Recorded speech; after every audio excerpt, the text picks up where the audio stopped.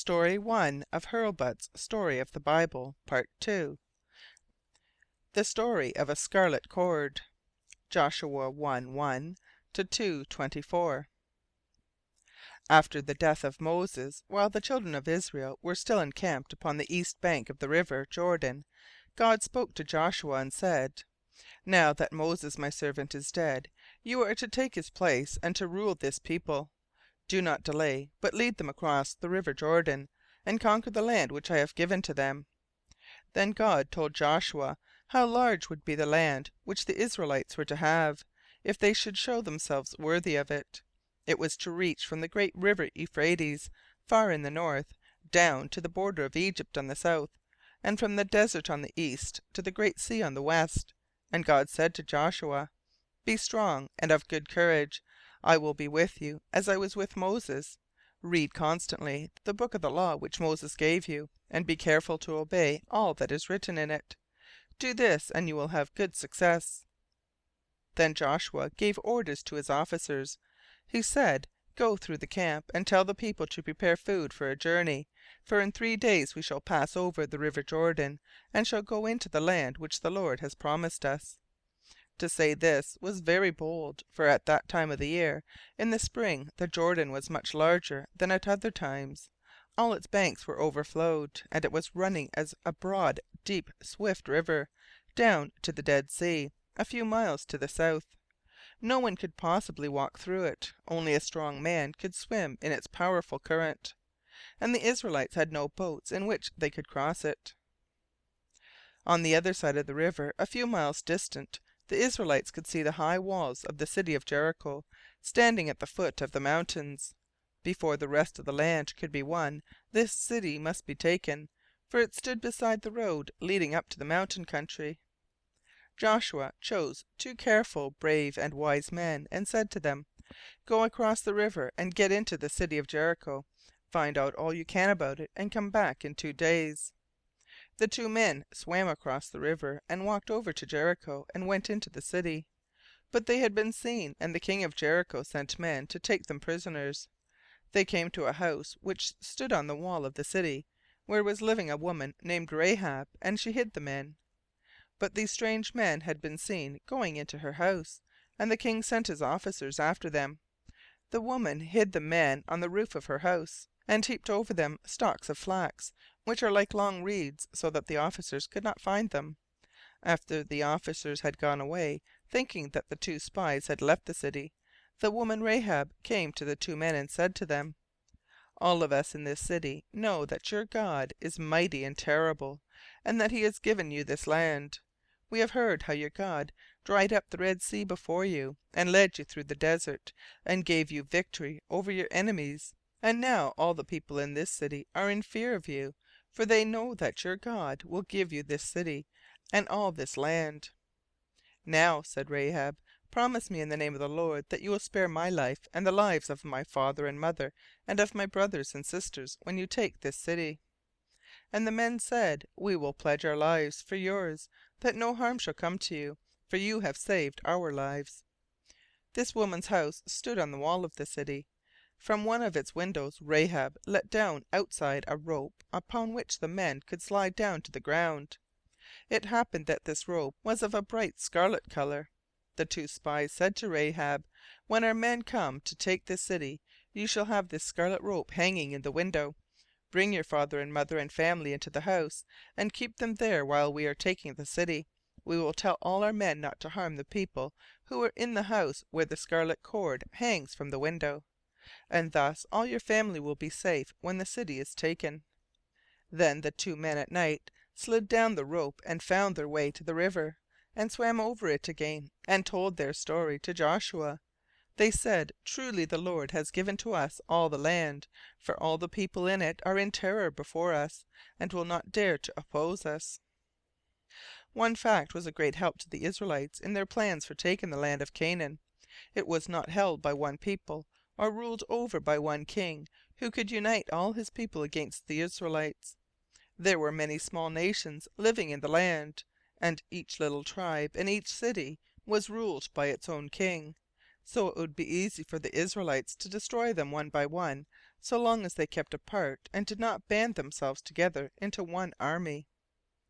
The Israelites were now a strong and united people, trained for war and willing to obey one leader, so that all the 12 tribes were ready to fight as one man. End of story 1.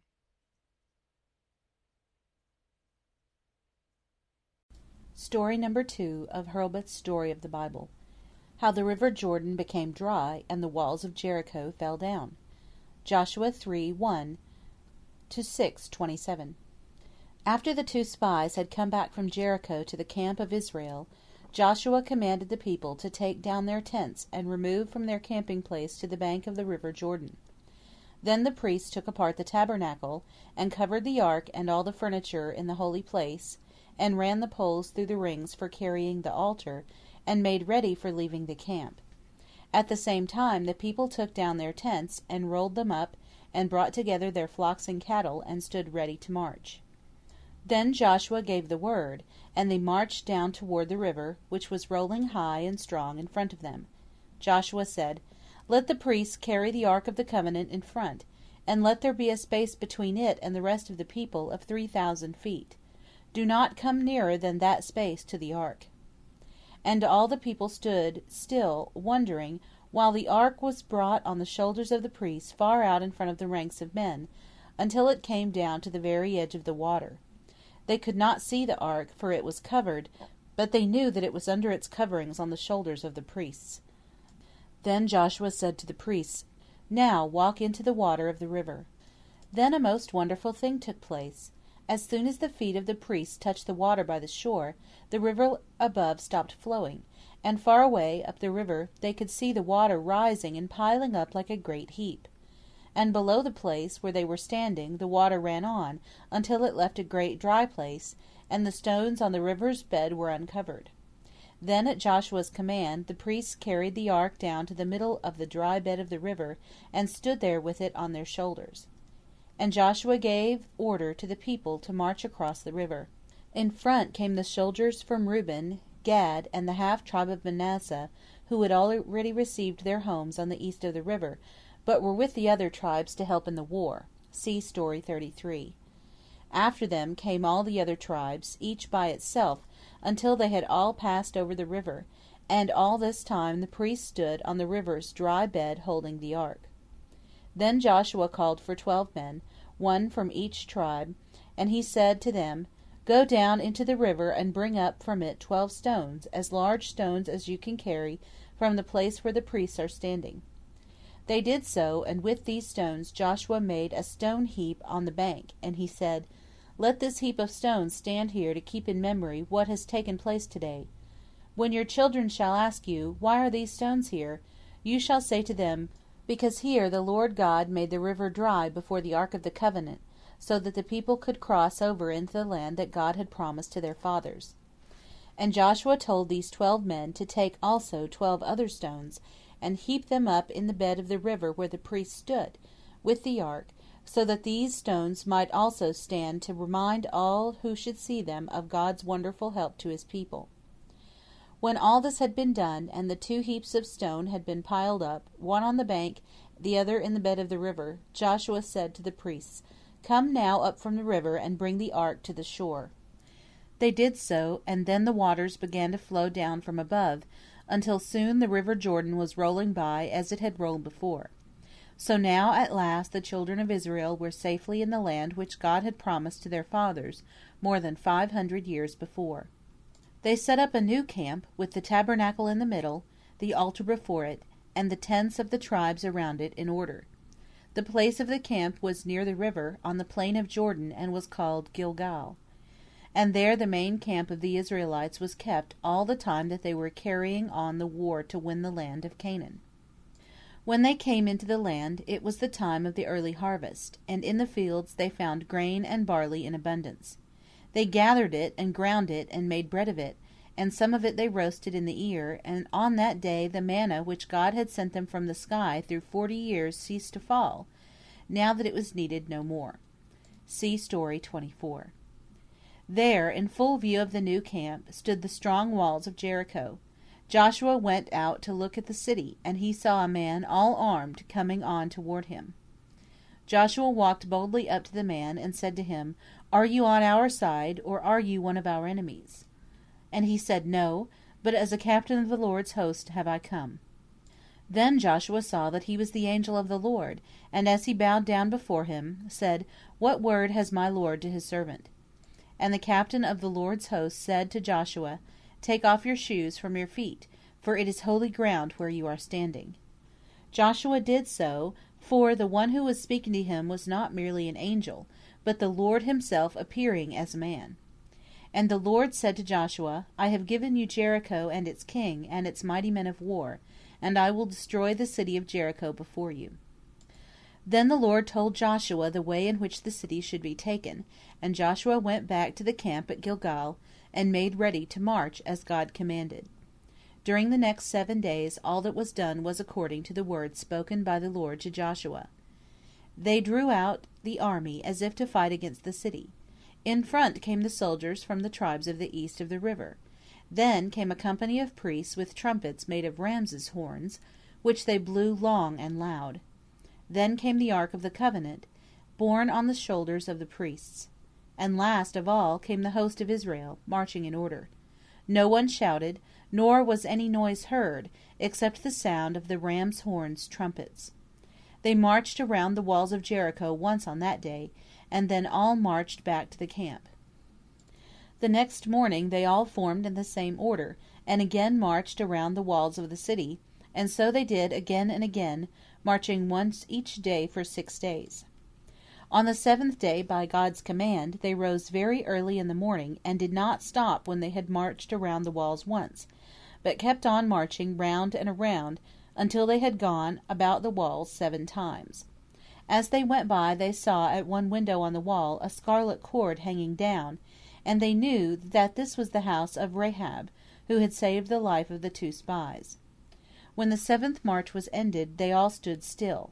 Even the trumpets ceased, and there was a great silence for a moment, until the voice of Joshua rang out, "Shout, for the Lord has given you the city." Then a great shout went up from the host, and they looked at the wall, and saw that it was trembling and shaking and falling. It fell down flat at every place but one. There was one part of the wall left standing, where the scarlet cord was hanging from the window. And Joshua said to the 2 spies, "Go and bring out Rahab and her family, and take them to a safe place." They went into Rahab's house on the wall and brought her out, and with her her father and mother and all their family. They cared for them, and kept them safely in the camp of the Israelites until all the war against the people of the land was ended. While some soldiers were taking care of Rahab, all the rest of the army was climbing up over the ruined wall. The people in the city were so filled with fear when they saw the walls falling down on every side, that they did not try to defend it, but sank down helpless and were slain or taken prisoners by the Israelites. Thus the city was taken, with all that was within it. But the Israelites were forbidden to use for themselves any of the treasures in the city. Joshua said to them, "Nothing in this city belongs to you. It is the Lord's, and is to be destroyed as an offering to the Lord." So they brought together all the gold and silver and precious things, and all that was in the houses. They took nothing for themselves, but kept the gold and silver and the things made of brass and iron for the tabernacle. All the rest of what they found in the city they burned and destroyed, leaving of the city of Jericho nothing but a waste and a desolation. And Joshua said, "Let the Lord's curse rest on any man who shall ever build again the city of Jericho. With the loss of his oldest born shall he lay its foundation, and with the loss of his youngest son shall he set up the gates of it." After this, Rahab, the woman who had saved the spies, was taken among the people of Israel, just as though she had been an Israelite born. And one of the nobles of the tribe of Judah, whose name was Salmon, took her for his wife. And from her line of descendants, of those who came from her, many years after this, was born David the king. She was saved and blessed because she had had faith in the God of Israel. End of story number 2.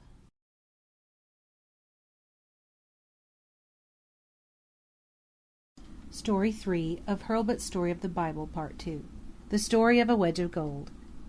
While the Israelites at God's word were destroying the city of Jericho, there was one man who disobeyed God's command.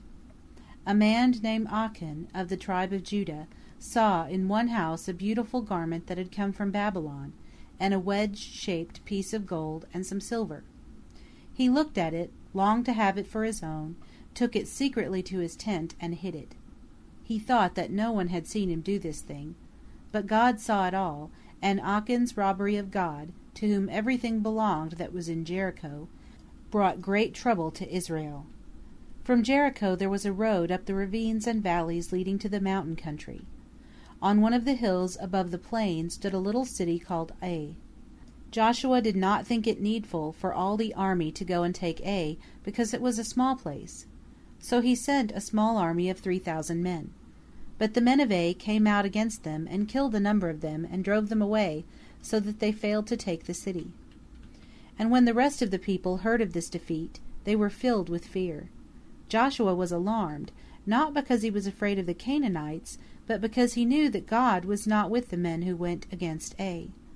And Joshua fell on his face before the Lord, and said, O Lord God, why hast thou led us across Jordan only to let us fall before our enemies?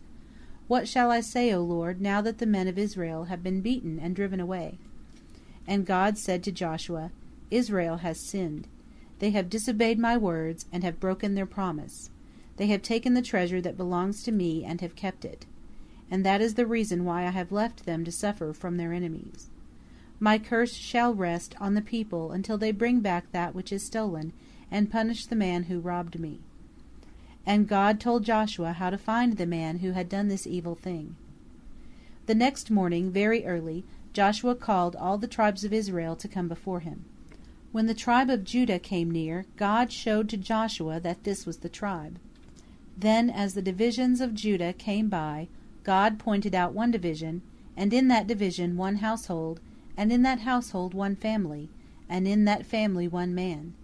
Achan was singled out as the man who had robbed God. And Joshua said to Achan, My son, give honor to the Lord God, and confess your sin to him, and tell me now what you have done. Do not try to hide it from me. And Achan said, I have sinned against the Lord. I saw in Jericho a garment from Babylon, and a wedge of gold, and some pieces of silver, and I hid them in my tent. Then Joshua sent messengers, who ran to the tent of Achan, and found the hidden things, and brought them out before all the people. Then, because Achan's crime had harmed all the people, and because his children were with him in the crime, they took them all, Achan and his sons and his daughters, and the treasures that had been stolen, and even his sheep and his oxen and his tent and all that was in it. And the people threw stones upon them until all were dead. Then they burned their bodies and all the things in the tent. And over the ashes they piled up a heap of stones, so that all who saw it would remember what came to Achan for his sin. Thus did God show to his people how careful they must be to obey his commands, if they would have God with them. After this Joshua sent another army, larger than before, against Ai. And they took the city and destroyed it, as they had destroyed Jericho. But God allowed the people to take for themselves what they found in the city of Ai. Then they marched on over the mountains, until they came near to the city of Shechem, in the middle of the land of Canaan. The people of the land were so filled with fear that none of them resisted the march of the Israelites. Near Shechem are the two mountains, Ebal on the north, and Gerizim on the south. Between them there is a great hollow place like a vast bowl. There Joshua gathered all the people of Israel, with their wives and their children. In the midst of this place they built an altar of unhewn stones heaped up, for they had left the tabernacle and the brazen altar standing in the camp at Gilgal by Jordan. On this new altar they gave offerings to the Lord and worshipped. Then before all the people Joshua read the law which Moses had written. And all the people, with their wives, and even the little children, listened to the law of the Lord. Half of the tribes stood on the slope of Mount Ebal on the north, and these, as Joshua read the words of warning which God had given to those who should disobey, all answered with one voice, Amen. And the other half of the tribes stood on the slope of Mount Gerizim on the south, and as Joshua read God's words of blessing to those who should obey the law, these answered, Amen. When they had done all this, and thus given the land to the Lord and pledged themselves to serve God, they marched again down the mountains, past the smoldering ruins of Ai, past the heap of stones that covered Achan, and past the broken walls of Jericho, back to the camp at Gilgal beside the river. End of story 3.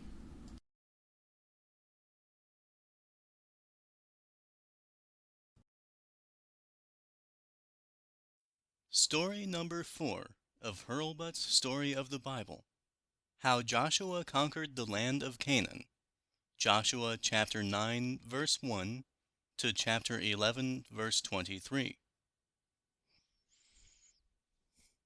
The news of all that Joshua and the men of Israel had done at Jericho and at Ai, how they had destroyed those cities and slain their people, went through all the land. Everywhere the tribes of Canaan prepared to fight these strangers who had so suddenly and so boldly entered their country. Near the middle of the mountain region, between Jerusalem and Shechem, were 4 cities of a race called either the Hivites or the Gibeonites, from their chief city, Gibeon. These people felt that they could not resist the Israelites, so they undertook to make peace with them. Their cities were less than a day's journey from the camp at Gilgal, and quite near to Ai. But they came to Joshua at the camp, looking as if they had made a long journey.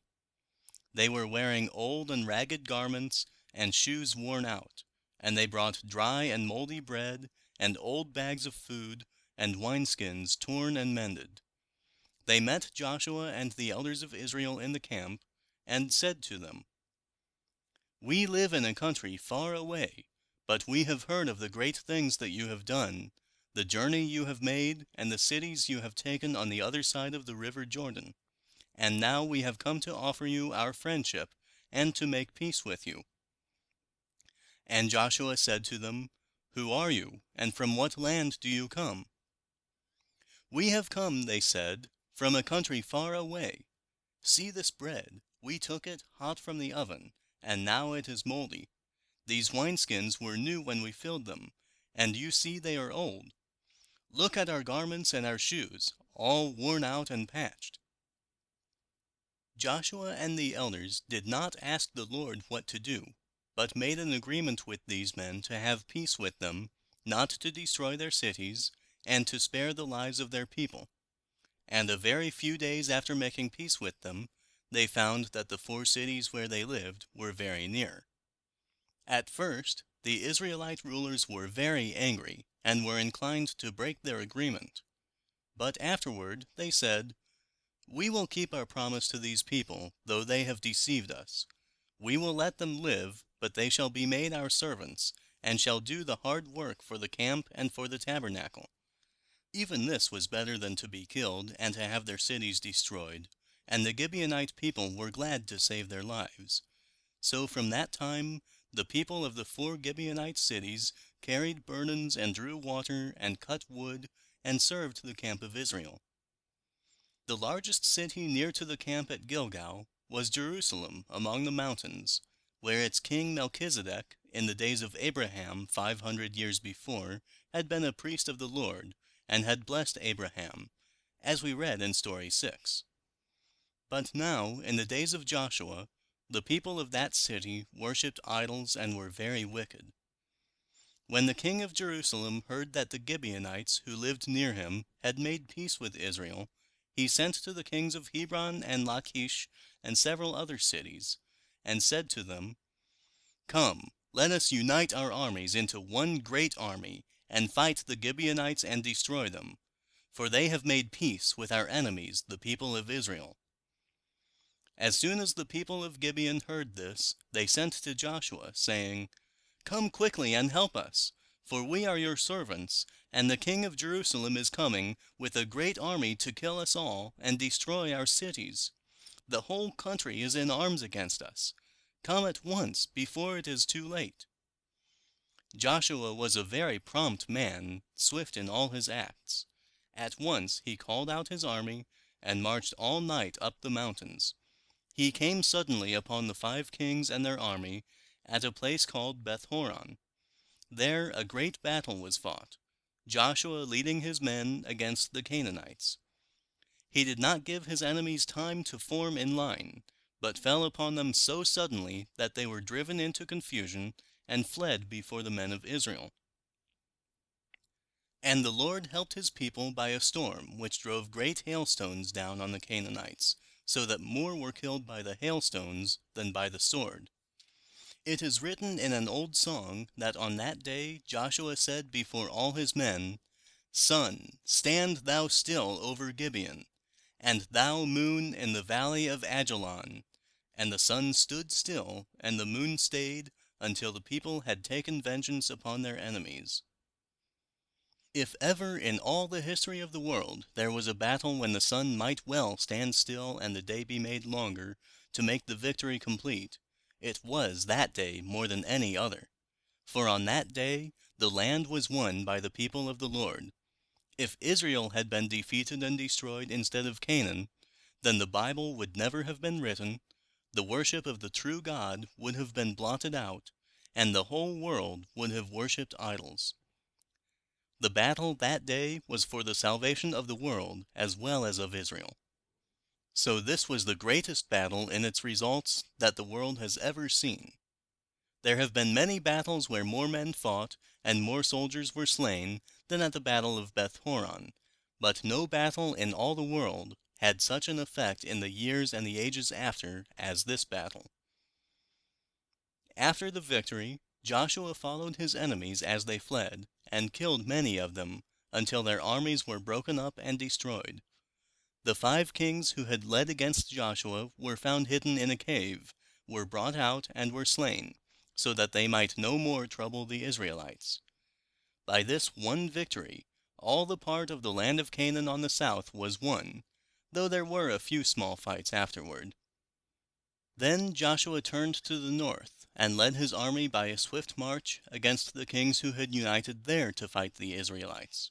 As suddenly as before he had fallen on the 5 kings at Beth Horon, he fell upon these kings and their army, near the little lake in the far north of Canaan, called the Waters of Merom. There another great victory was won, and after this it was easy to conquer the land. Everywhere the tribes of Canaan were made to submit to the Israelites, until all the mountain country was under Joshua's rule. In the conquest of Canaan there were 6 great marches and 6 battles, 3 in the lands on the east of the Jordan, while Moses was still living, the victories over the Amorites, the Midianites, and the people of Bashan on the northeast, and 3 on the west of the Jordan, the victories at Jericho, at Beth Horon, and Lake Merom under Joshua. But even after these marchings and victories, it was a long time before all the land was taken by the Israelites. End of story number 4. Story 5 from Hurlbut's Story of the Bible. Hurlbut's Story of the Bible by Jesse Lyman Hurlbut. Part 2. The Old Man Who Fought Against the Giants. Joshua chapter 14 verse 1 to chapter 19 verse 51. The great war for the conquest of Canaan was now ended, though in the land some cities were still held by the Canaanite people. Yet the Israelites were now the rulers over most of the country, and Joshua prepared to divide the land among the tribes of Israel. One day the rulers of the tribe of Judah came to Joshua's tent at Gilgal, and with them came an old man, Caleb, whom you remember as one of the 12 spies sent by Moses from Kadesh Barnea to go through the land of Canaan. See Story 30. This had been many years before, and Caleb was now, like Joshua, an old man, past 80 years of age. He said to Joshua, "You remember what the Lord said to Moses, the man of God, when we were in the desert at Kadesh Barnea, and you and I with the other spies brought back our report. I spoke to Moses the word that was in my heart, and I followed the Lord wholly, when the other spies spoke out of their own fear and made the people afraid. On that day you remember that Moses said to me, 'The land where your feet have trodden and over which you have walked shall be yours, because you trusted in the Lord.' That was 45 years ago," Caleb went on to say, and God has kept me alive all those years. Today, at 85 years of age, I am as strong as I was in that day, and now I ask that the promise made by Moses be kept, and that I have my choice of the places in the land." "Well," said Joshua, "you can take your choice in the land. What part of it will you choose?" And Caleb answered, "The place that I will choose is the very mountain on which we saw the city with the high walls, where the giants were living then, and where other giants, their sons, are living now, the city of Hebron. I know that the walls are high, and the giants live there, but the Lord will help to take the cities, and to drive out the people who live in them. Let me have the city of Hebron." This was very bold in so old a man as Caleb, to choose the city which was not yet taken from the enemies, and one of the hardest cities to take, when he might have chosen some rich place already won. But Caleb at 85 showed the same spirit of courage and willingness to war and faith in God that he had shown in his prime at 40 years of age. Then Joshua said to Caleb, "You shall have the city of Hebron, with all its giants, if you will gather together your men and take it." And the old soldier brought together his men and led them against the strong city of Hebron, where was the tomb of Abraham, Isaac, and Jacob. See Stories 10, 11, and 19. By the help of the Lord, Caleb was able to drive out the giants, tall and mighty as they were. They fled from Caleb's men and went down to the shore on the west of the land, and lived among the people of that region, who were called the Philistines, while Caleb and his children and his descendants long after him held the city of Hebron in the south of the land.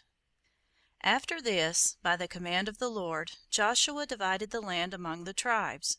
2 tribes and half of another tribe had already received their land on the east of Jordan. So there were 9 tribes and a half tribe to receive their shares. Judah, one of the largest, had the mountain country west of the Dead Sea, from Hebron to Jerusalem. Simeon was on the south toward the desert. Benjamin was north of Judah on the east toward the Jordan, and Dan north of Judah on the west toward the Great Sea. In the middle of the country, around the city of Shechem and the 2 mountains, Ebal and Gerizim, where Joshua had read the law to the people, see Story 38, was the land of the tribe of Ephraim. This was one of the best parts of all the country, for the soil was rich, and there were many springs and streams of water. And here, near Mount Ebal, they buried the body of their tribe father, Joseph, which they had kept in its coffin of stone, unburied, ever since they left Egypt, more than 40 years before. As Joshua himself belonged to the tribe of Ephraim, his home was also in this land. North of Ephraim, and reaching from the river Jordan to the Great Sea, was the land of the other half of the tribe of Manasseh. Both tribes of Ephraim and Manasseh had sprung from Joseph, so Joseph's descendants had 2 tribes, as had been promised by Jacob when he was about to die. See Story 19. The northern part of the land was divided among 4 tribes.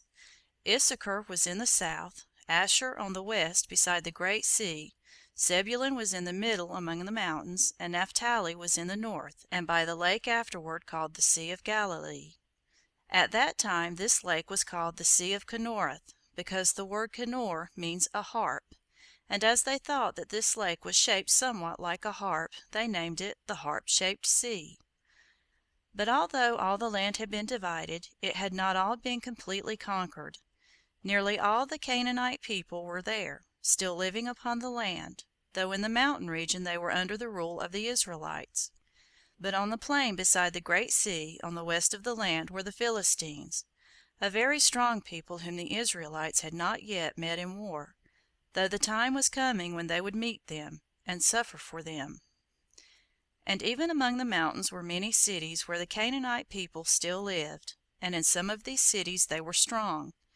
Years afterward, when Joshua the great warrior was no longer living, many of these people rose up to trouble the Israelites. The time came when the tribes of Israel wished often that their fathers had driven out or entirely destroyed the Canaanites, before they ceased the war and divided the land. But when Joshua divided the land and sent the tribes to their new homes, Peace seemed to reign over all the country. Up to this time we have spoken of all this land as the land of Canaan, but now and henceforth it was to be called the land of Israel, or the land of the 12 tribes, for it was now their home. End of Story 5.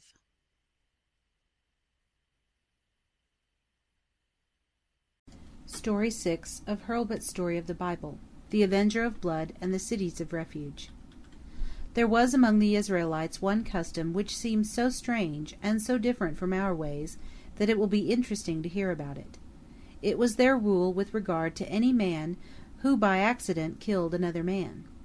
With us, whenever a man has been killed, the man who killed him, if he can be found, is taken by an officer before the judge, and he is tried.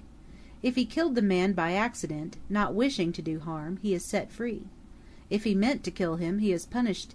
He may be sentenced to die for the other man's death, and when he is put to death, it is by the officer of the law. But in the lands of the east, where the Israelites lived, it was very different. There, when a man was killed, his nearest relative always took it upon himself to kill the man who had killed him, and he undertook to kill this man without trial, without a judge, and by his own hand, whether the man deserved to die or did not deserve it. 2 men might be working in the forest together, and one man's axe might fly from his hand and kill the other, or one man hunting might kill another hunter by mistake. No matter whether the man was guilty or innocent, the nearest relative of the one who had lost his life must find the man who had killed him, and kill him in return, wherever he was. If he could not find him, sometimes he would kill any member of his family whom he could find. This man was called the Avenger of Blood, because he took vengeance for the blood of his relative, whether the one whom he slew deserved to die or not. When Moses gave laws to the children of Israel, he found this custom of having an avenger of blood rooted so deeply in the habits of the people that it could not be broken up.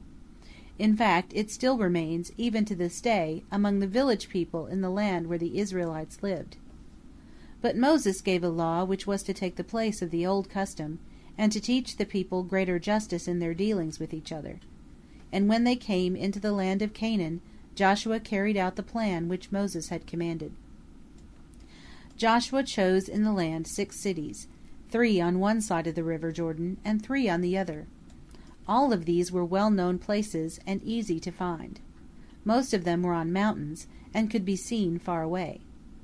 They were so chosen that from almost any part of the land a man could reach one of these cities in a day, or at the most in 2 days. These cities were called cities of refuge, because in them a man who killed another by mistake could find refuge from the avenger of blood. When a man killed another by accident, wherever he was, he ran as quickly as possible to the nearest of these cities of refuge. The avenger of blood followed him, and might perhaps overtake him and kill him before he reached the city. But almost always the man, having some start before his enemy, would get to the city of refuge first. There the elders of the city looked into the case. They learned all the facts, and if the man was really guilty and deserved to die, they gave him up to be killed by the avenger. But if he was innocent, and did not mean to kill the man who was dead, they forbade the avenger to touch him, and kept him in safety. A line was drawn around the city, at a distance from the wall, within which line the avenger could not come to do the man harm, and within this line were fields, where the man could work and raise crops, so that he could have food. And there, at the city of refuge, the innocent man who had killed another without meaning to kill, lived until the high priest died. After the high priest died, and another high priest took his place, the man could go back to his own home and live in peace. These were the cities of refuge in the land of Israel. On the north, Kadesh in the tribe of Naphtali. In the center, Shechem at the foot of Mount Gerizim, in the tribe of Ephraim. And on the south, Hebron, Caleb's city, in the tribe of Judah. These were among the mountains, on the west of the river Jordan. On the east of the river Jordan, the cities were Golan of Bashan and Manasseh, Ramoth of Gilead in the tribe of Gad, and Bezer in the highlands of the tribe of Reuben.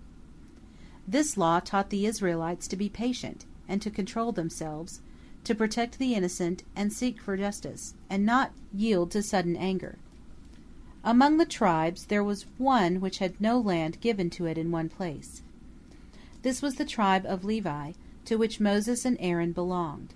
The men of this tribe were priests, who offered the sacrifices, and the Levites, who cared for the tabernacle and its worship. Moses and Joshua did not think it well to have all the Levites living in one part of the country, so he gave them cities, and in some places the fields around the cities, in many parts of the land.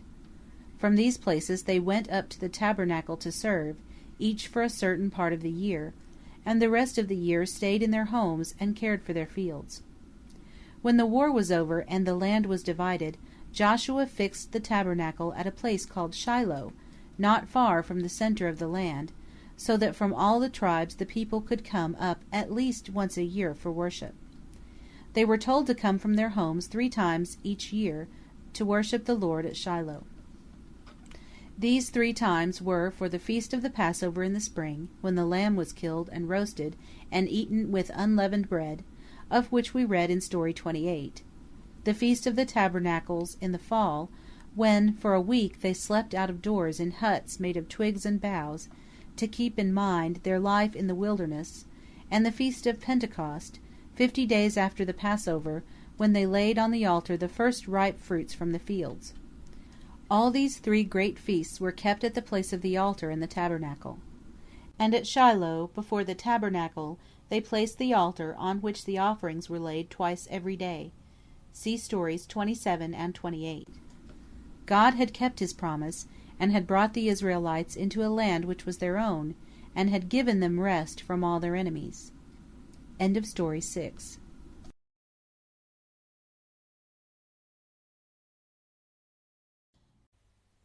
Story 7 of Hurlbut's Story of the Bible. The story of an altar beside the river. Joshua, chapter 22, verse 1 to chapter 24, verse 33. When the war for the conquest of Canaan was ended and the tribes were about to leave for their places in the land, Joshua broke up the camp at Gilgal, which had been the meeting place of the Israelites through all the war. You remember that 2 of the tribes and half of another tribe had received their land on the east of Jordan. See Story 33. But their soldiers crossed the Jordan with the men of the other tribes.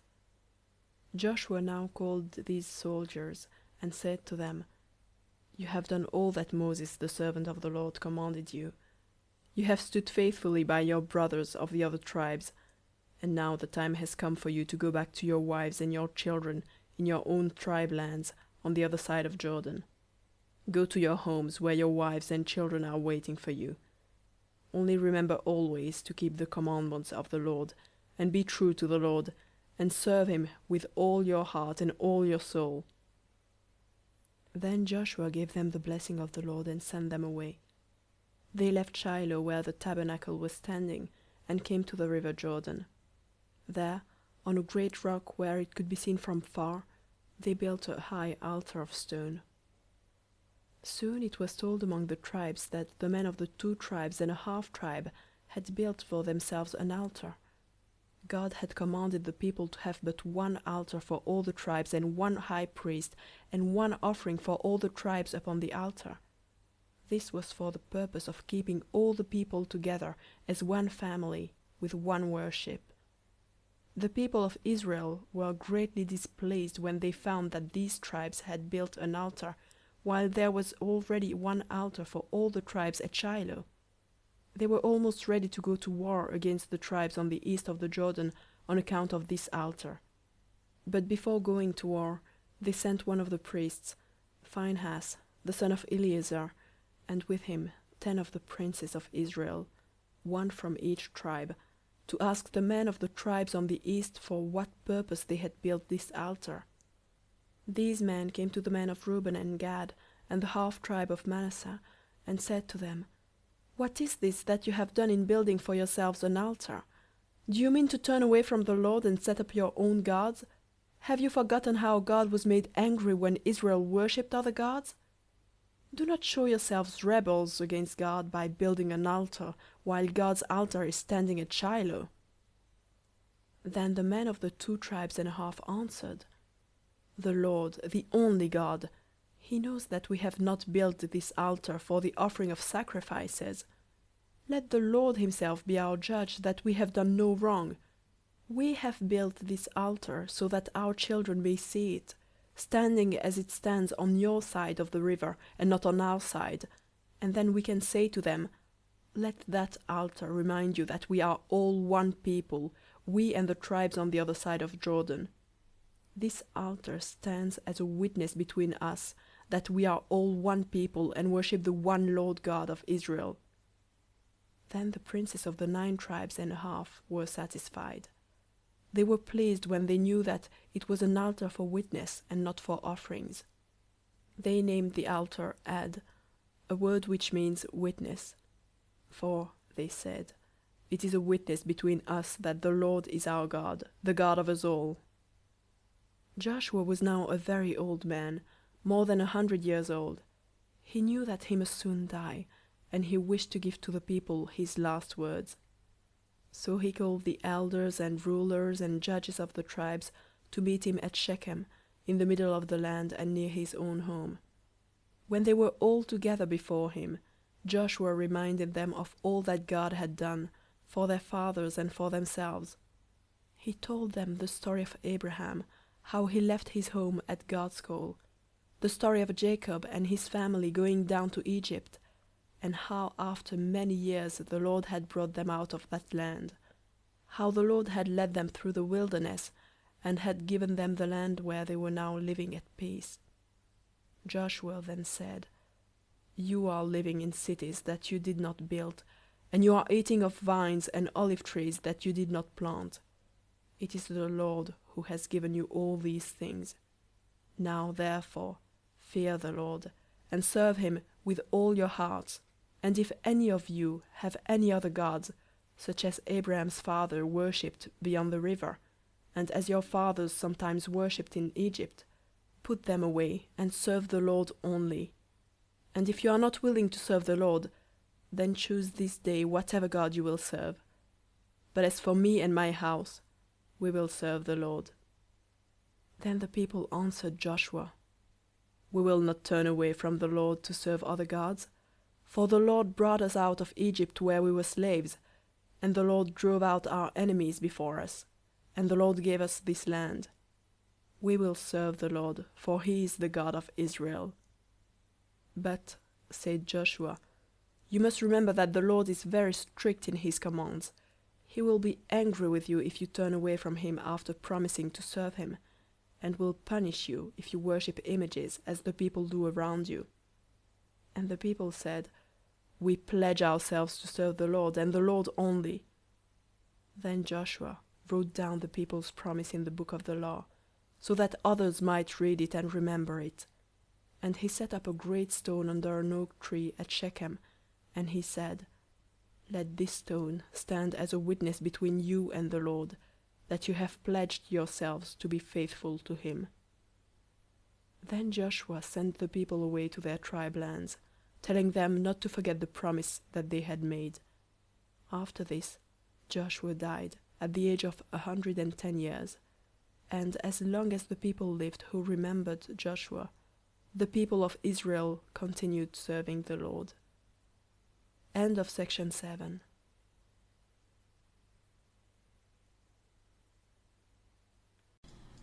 Story 8 of Hurlbut's Story of the Bible.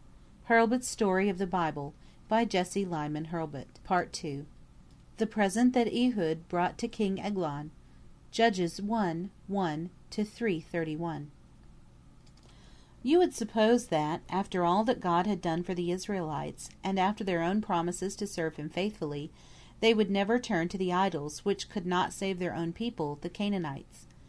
Yet when Joshua was no longer living, and the men who knew Joshua had also died, the people began to forget their own God, and to worship images of wood and stone. Perhaps it was not so strange after all. In all the world, so far as we know, at that time the Israelites were the only people who did not worship idols. All the nations around them, the Egyptians, from whose land they had come, the Edomites on the south, the Moabites on the east, the Philistines on the west beside the great sea, all these bowed down to images, and many of them offered their own children upon the idol altars. Then too you remember that the Canaanites had not been driven out of their land. They were there still, in their own cities and villages everywhere, and their idols were standing under the trees on many high places. So the Israelites saw idols all around them, and people bowing down before them, while they themselves had no God that could be seen. The tabernacle was far away from some parts of the land, and the people were so busy with their fields and their houses that few of them went up to worship. And so it came to pass that the people began to neglect their own worship of the Lord, and then to begin the worship of the idols around them. And from idol worship they sank lower still into wicked deeds. For all this the Lord left them to suffer. Their enemies came upon them from the lands around, and became their masters, for when God left them they were helpless. They were made poor, for these rulers who had conquered them robbed them of all their grain and grapes and olive oil. After a time of suffering the Israelites would think of what God had done for them in other times. Then they would turn away from the idols, and would call upon God. And God would hear them, and raise up some great man to lead them to freedom, and to break the power of those who were ruling over them. This great man they called a judge, and under him they would serve God, and be happy and successful once more. As long as the judge lived and ruled, the people worshipped God. But when the judge died, they forgot God again, and worshipped idols, and fell under the power of their enemies, as before, until God sent another judge to deliver them. And this happened over and over again in the 300 years after Joshua died. 7 nations in turn ruled over the Israelites, and after each oppression, as this rule was called, a deliverer arose to set the people free. The idols which the Israelites worshipped most of all were those named Baal and Asherah. Baal was an image looking somewhat like a man, and Asherah was the name given to the one that looked like a woman. These images were set up in groves and on hills by the Canaanite people, and to these the Israelites bowed down, falling on their faces before them. The first nation to come from another land against the Israelites was the people of Mesopotamia, between the great rivers Euphrates and Tigris on the north. Their king led his army into the land, and made the Israelites serve him 8 years. Then they cried to the Lord, and the Lord sent to them Othniel, who was a younger brother of Caleb, of whom we read in Story 40. He set the people free from the Mesopotamians, and ruled them as long as he lived, and kept them faithful to the Lord. Othniel was the first of the judges of Israel. But after Othniel died, the people again began to worship images, and again fell under the power of their enemies. This time it was the Moabites who came against them from the land east of the Dead Sea. Their king at this time was named Eglon, and he was very hard in his rule over the Israelites. Again they cried to the Lord, and God called a man named Ehud, who belonged to the tribe of Benjamin, to set the people free. Ehud came one day to visit King Eglon, who was ruling over the land. He said, "I have a present from my people to the king. Let me go into his palace and see him." They let Ehud into the palace, and he gave to the king a present. Then he went out, but soon came back and said, "I have a message to the king that no one else can hear. Let me see the king alone." As he had just brought a present, they supposed that he was a friend to the king. Then too he had no sword on the side where men carried their swords. But Ehud was left-handed, and he carried on the other side a short, sharp sword which he had made like a dagger. This sword was out of sight under his garment. He went into the room where King Eglon was sitting alone, and said, "I have a message from the Lord to you, and this is the message." And then he drew out his sword, and drove it up to the handle into the king's body so suddenly that the king died without giving a sound. Ehud left the sword in the dead body of the king, and went out quietly by the rear door. The servants of the king thought he was asleep in his room, and for a while did not go to see why he was so still, but when they found him dead, Ehud was far away. Ehud blew a trumpet and called his people together, and led them against the Moabites. They were so helpless without their king that Ehud and his men easily drove them out of Israel and set the people free. Ehud became the second judge over the land, and after that it was many years before enemies again held rule over Israel. The next enemies to Israel were the Philistines, who lived on the shore of the great sea on the west. They came up from the plain against the Israelites, but Shamgar, the third judge, met them with a company of farmers, who drove the Philistines back with their ox goads, and so kept them from ruling over the land. End of Story 8.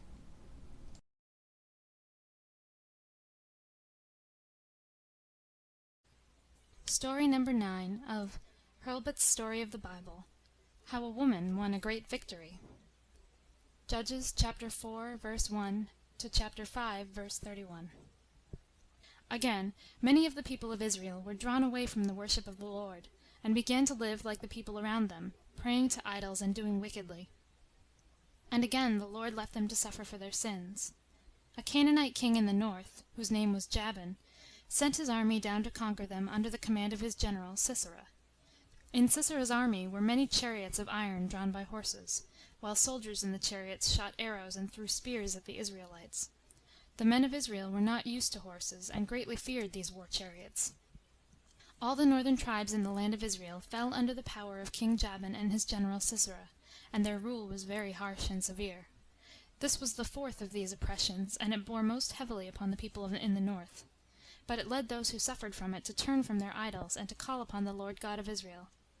At that time a woman was ruling as judge over a large part of the land, the only woman among the 15 judges who, one after another, ruled the Israelites. Her name was Deborah. She sat under a palm tree north of Jerusalem, between the cities of Ramah and Bethel, and gave advice to all the people who sought her. So wise and good was Deborah that men came from all parts of the land with their difficulties and the questions that arose between them. She ruled over the land not by the force of any army or by any appointment, but because all men saw that God's Spirit was upon her. Deborah heard of the troubles of the tribes in the north under the hard rule of the Canaanites. She knew that a brave man was living in the land of Naphtali, a man named Barak, and to him she sent this message: Barak, call out the tribes of Israel who live near you. Raise an army, and lead the men who gather about you to Mount Tabor. The Lord has told me that he will give Sisera and the hosts of the Canaanites into your hands. But Barak felt afraid to undertake alone this great work of setting his people free. He sent back to Deborah this answer: If you will go with me, I will go, but if you will not go with me, I will not go. I will go with you, said Deborah, but because you did not trust God, and did not go when God called you, the honor of this war will not be yours, for God will deliver Sisera into the hands of a woman. Deborah left her seat under the palm tree, and went up to Kadesh, where Barak lived. Together Deborah and Barak sent out a call for the men of the north, and 10,000 men met together with such arms as they could find. This little army, with a woman for its chief, encamped on Mount Tabor, which is one of 3 mountains standing in a row on the east of a great plain called the plain of Esdraelon, the plain of Jezreel, and the plain of Megiddo, for it bears all these 3 names. On this plain, both in Bible times and also in the times since the Bible, many great battles have been fought. Over this plain winds the brook Kishon, which at some seasons after heavy rain becomes a foaming, rushing river. From their camp on the top of Mount Tabor, the little army of Israel could look down on the great host of the Canaanites with their many tents, their horses and chariots, and their general Sisera. But Deborah was not afraid. She said to Barak, March down the mountain with all your men, and fight the Canaanites. The Lord will go before you, and he will give Sisera and his host into your hand. Barak blew a trumpet, and called out his men. They ran down the side of Mount Tabor, and rushed upon their enemies. The Canaanites were taken so suddenly that they had no time to draw out their chariots. They were frightened, and ran away, trampling each other under foot, chariots and horses and men, in a wild flight. And the Lord helped the Israelites, for at that time the brook Kishon was swollen into a river, and the Canaanites crowded after each other into it. While many were killed in the battle, many were also drowned in the river. Sisera, the general of the Canaanites, saw that the battle had gone against him, and that all was lost. He leaped from his chariot, and fled away on foot. On the edge of the plain he found a tent standing alone, and he ran to it for shelter and hiding. It was the tent of a man named Heber, and Heber's wife Jael was in front of it. She knew Sisera, and said to him, Come in, my lord, come into the tent, do not be afraid. Sisera entered the tent, and Jael covered him with a rug, so that no enemy might find him. Sisera said to her, I am very thirsty, can you give me a little water to drink? Instead of water she brought out a bottle of milk and gave him some. And then Sisera lay down to sleep, for he was very tired from the battle and from running. While he was in a deep sleep, Jael crept into the tent quietly with a tent pin and a hammer in her hand. She placed the point of the pin upon the side of his head near his ear, and with the hammer gave blow after blow, driving it into his brain and through his head until it went into the ground underneath. After a moment's struggle Sisera was dead, and she left his body upon the ground. In a little time Jael saw Barak, the chief of the Israelite army, coming toward the tent. She went out to meet him and said, "Come with me, and I will show you the man whom you are seeking." She lifted the curtain of the tent and led Barak within, and there he saw, lying dead upon the ground, the mighty Sisera, who only the day before had led the army of the Canaanites. That was a terrible deed which Jael did. We should call it treachery and murder, but such was the bitter hate between Israelite and Canaanite at that time that all the people gave great honor to Jael on account of it, for by that act she had set the people free from the king who had been oppressing Israel. After this the land had rest for many years. Deborah the judge wrote a great song about this victory. Here are some verses from it. Because the elders took the lead in Israel, because the people offered themselves willingly, bless ye the Lord. Hear, O ye kings, give ear, O ye princes. I, even I, will sing unto the Lord. I will sing praise to the Lord, the God of Israel. The kings came and fought, then fought the kings of Canaan. In Tanakh, by the water of Megiddo, they took no gain of money. They fought from heaven, the stars in their courses fought against Sisera. The river Kishon swept them away, that ancient river, the river Kishon. O my soul, march on with strength. Blessed among women shall Jael be, the wife of Heber the Kenite. Blessed shall she be among women in the tent.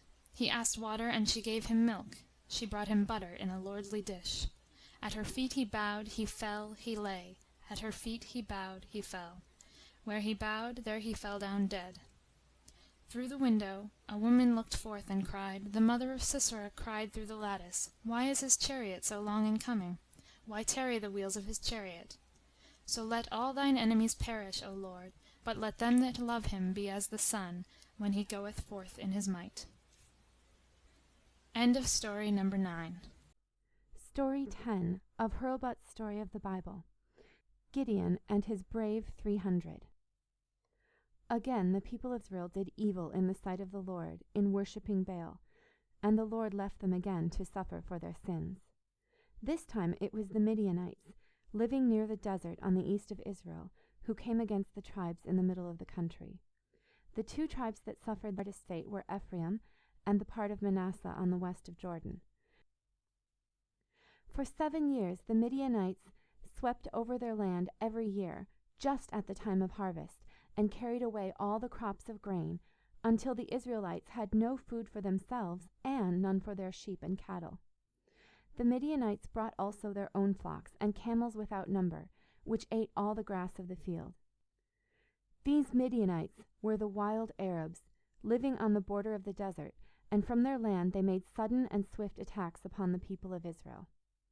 The people of Israel were driven away from their villages and their farms, and were compelled to hide in the caves of the mountains. And if any Israelite could raise any grain, he buried it in pits covered with earth, or in empty wine presses where the Midianites could not find it. One day a man named Gideon was threshing out wheat in a hidden place, when suddenly he saw an angel sitting under an oak tree. The angel said to him, "You are a brave man, Gideon, and the Lord is with you. Go out boldly and save your people from the power of the Midianites." Gideon answered the angel, "O Lord, how can I save Israel? Mine is a poor family in Manasseh, and I am the least of my father's house." And the Lord said to him, "Surely I will be with you, and I will help you drive out the Midianites." Gideon felt that it was the Lord who was talking with him in the form of an angel. He brought an offering and laid it on a rock before the angel. Then the angel touched the offering with his staff. At once a fire leaped up and burned the offering, and then the angel vanished from his sight.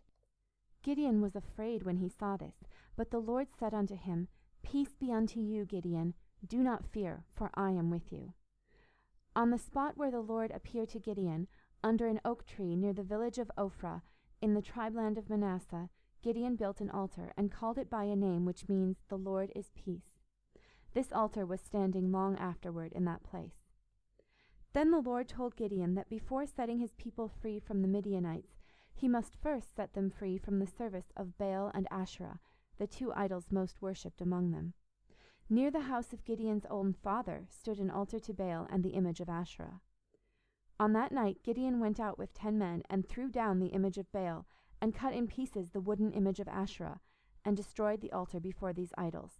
And in place he built an altar to the God of Israel, and on it laid the broken pieces of the idols for wood, and with them offered a young ox as a burnt offering.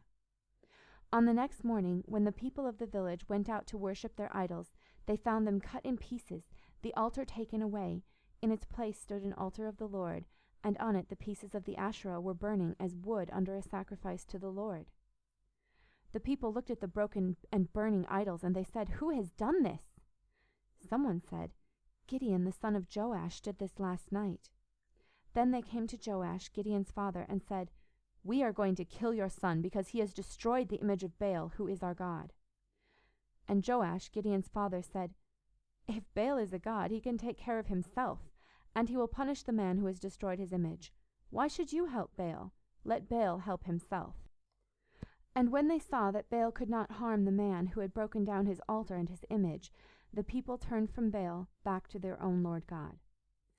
Gideon sent men through all his own tribe of Manasseh and the other tribes in that part of the land to say, "Come and help us drive out the Midianites."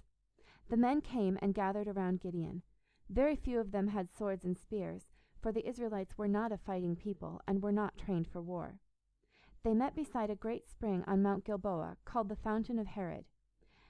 Mount Gilboa is one of the 3 mountains on the east of the plain of Esdraelon, or the plain of Jezreel, of which we read in the last story. On the plain, stretching up the side of another of these mountains, called the Hill of Moreh, was the camp of a vast Midianite army. For as soon as the Midianites heard that Gideon had undertaken to set his people free, they came against him with a mighty host. Just as Deborah and her little army had looked down from Mount Tabor on the great army of the Canaanites, so now on Mount Gilboa Gideon looked down on the host of the Midianites in their camp on the same plain. Gideon was a man of faith. He wished to be sure that God was leading him, and he prayed to God and said, "O Lord God, give me some sign that thou wilt save Israel through me. Here is a fleece of wool on this threshing floor. If tomorrow morning the fleece is wet with dew, while the grass around it is dry, then I shall know that thou art with me, and that thou wilt give me victory over the Midianites." Very early the next morning Gideon came to look at the fleece. He found it wringing wet with dew, while all around the grass was dry. But Gideon was not yet satisfied. He said to the Lord, "O Lord, be not angry with me, but give me just one more sign. Tomorrow morning let the fleece be dry, and let the dew fall all around it, and then I will doubt no more." The next morning Gideon found the grass and the bushes and the trees wet with dew, while the fleece of wool was dry. And Gideon was now sure that God had called him, and that God would give him victory over the enemies of Israel. The Lord said to Gideon, "Your army is too large. If Israel should win the victory, they would say, 'We won it by our own might.' Send home all those who are afraid to fight." For many of the people were frightened as they looked at the host of their enemies, and the Lord knew that these men in the battle would only hinder the rest.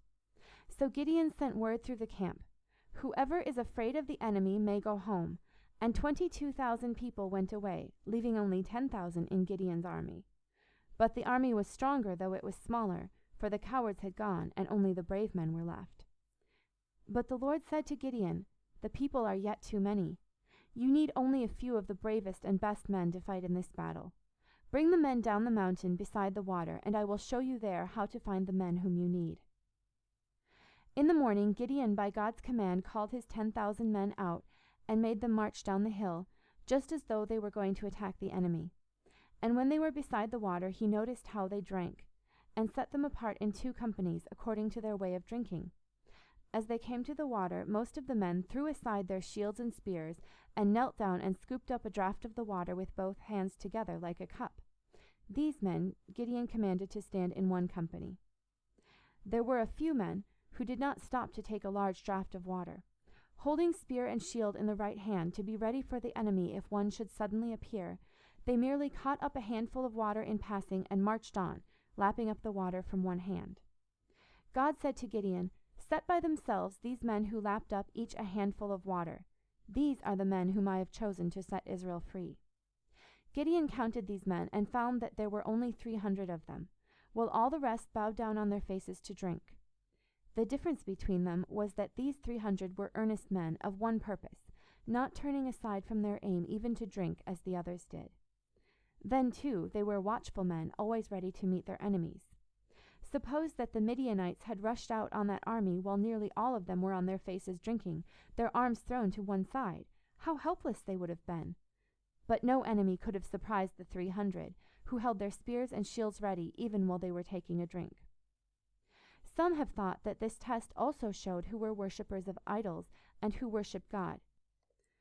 For men fell on their faces when they prayed to the idols, but men stood up while they worshipped the Lord. Perhaps this act showed that most of the army were used to worship kneeling down before idols, and that only a few used to stand up before the Lord in their worship. But of this we are not certain. It did show that here were 300 brave, watchful men, obedient to orders and ready for the battle. Then Gideon, at God's command, sent back to the camp on Mount Gilboa all the rest of his army, nearly 10,000 men, keeping with himself only his little band of 300. But before the battle, God gave to Gideon one more sign, that he might be the more encouraged. God said to Gideon, "Go down with your servant into the camp of the Midianites, and hear what they say. It will cheer your heart for the fight." Then Gideon crept down the mountain with his servant, and walked around the edge of the Midianite camp, just as though he were one of their own men. He saw 2 men talking and stood near to listen. One man said to the other, "I had a strange dream in the night. I dreamed that I saw a loaf of barley bread come rolling down the mountain, and it struck the tent and threw it down in a heap on the ground. What do you suppose that dream means?" "That loaf of bread," said the other, "means Gideon, a man of Israel, who will come down and destroy this army, for the Lord God has given us all into his hand." Gideon was glad when he heard this, for it showed that the Midianites, for all their number, were in fear of him and his army, even more than his men had feared the Midianites. He gave thanks to God and hastened back to his camp, and made ready to lead his men against the Midianites. Gideon's plan did not need a large army, but it needed a few careful, bold men who should do exactly as their leader commanded them. He gave to each man a lamp, a pitcher, and a trumpet, and told the men just what was to be done with them. The lamp was lighted, but was placed inside the pitcher, so that it could not be seen. He divided his men into 3 companies, and very quietly led them down the mountain in the middle of the night, and arranged them all in order around the camp of the Midianites. Then at one moment a great shout rang out in the darkness, "The sword of the Lord and of Gideon!" And after it came a crash of breaking pitchers, then a flash of light in every direction. The 300 men had given the shout and broken their pitchers, so that on every side lights were shining.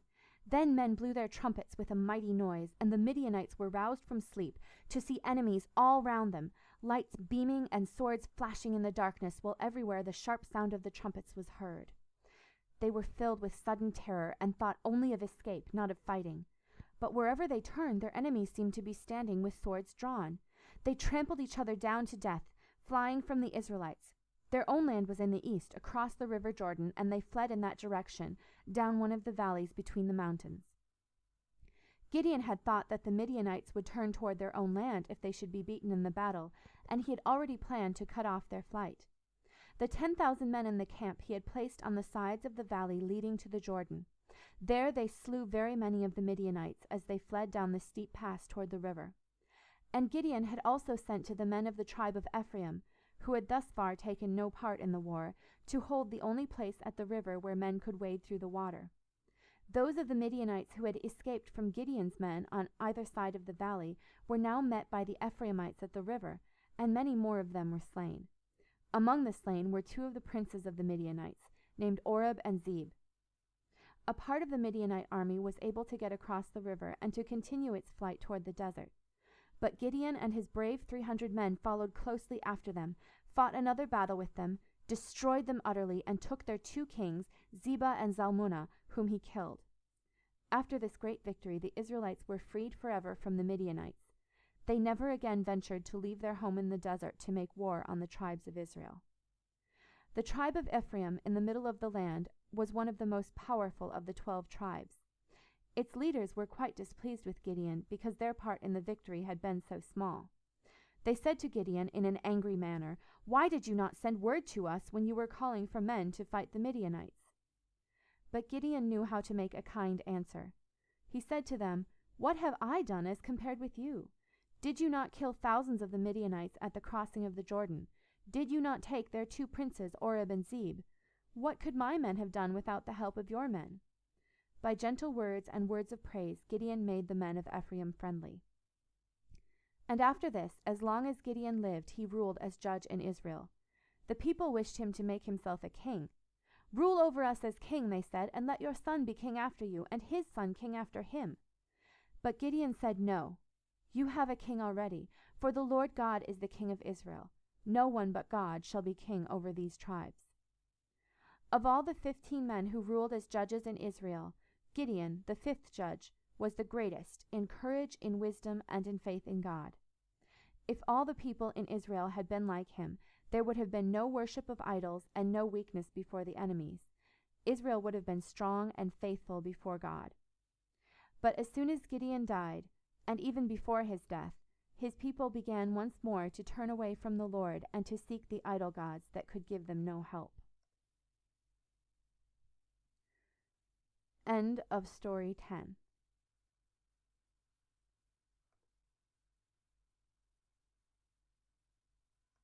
Story 11 of Hurlbut's Story of the Bible, Part 2. Jephthah's rash promise, and what came from it.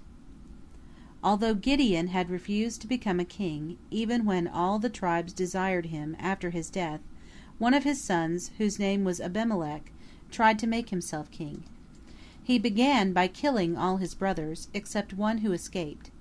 But his rule was only over Shechem and a few places near it, and it lasted only a few years, so that he was never named among the kings of Israel. Abimelech is sometimes called the 6th of the judges, though he did not deserve the title. After him came Tola, the 7th judge, and Jair, the 8th. Of these 2 judges very little is told. After this the Israelites again began to worship the idols of the Canaanites, and again fell under the power of their enemies. The Ammonites came against them from the southeast, and held rule over the tribes on the east of Jordan. This was the 6th of the oppressions, and the man who set Israel free was Jephthah. He called together the men of the tribes on the east of the Jordan, Reuben, Gad, and the half-tribe of Manasseh, and fought against the Ammonites. Before Jephthah went to battle, he said to the Lord, "If thou wilt give me victory over the Ammonites, then when I come back from the battle, whatever comes out of the house to meet me shall be the Lord's, and I will offer it up as a burnt offering." This was not a wise promise, nor a right one, for God had told the Israelites long before what offerings were commanded, as oxen and sheep, and what were forbidden. But Jephthah had lived on the border near the desert, far from the house of God at Shiloh, and he knew very little about God's law. Jephthah fought the Ammonites and won a victory, and drove the enemies out of the land. Then, as he was going back to his home, his daughter, who was his only child, came out to meet him, leading the young girls, her companions, dancing and making music, to welcome his return. When Jephthah saw her, he cried out in sorrow, "O my daughter, what trouble you bring with you! I have given a promise to the Lord, and now I must keep it." As soon as his daughter had learned what promise her father had made, she met it bravely, as a true daughter of Israel.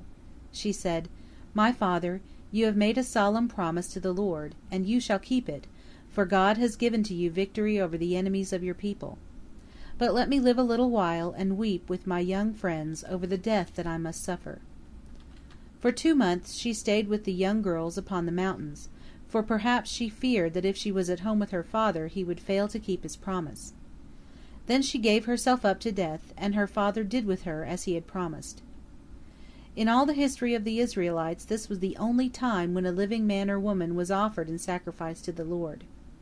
Among all the nations around Israel the people offered human lives, even those of their own children, to the idols which they worshipped.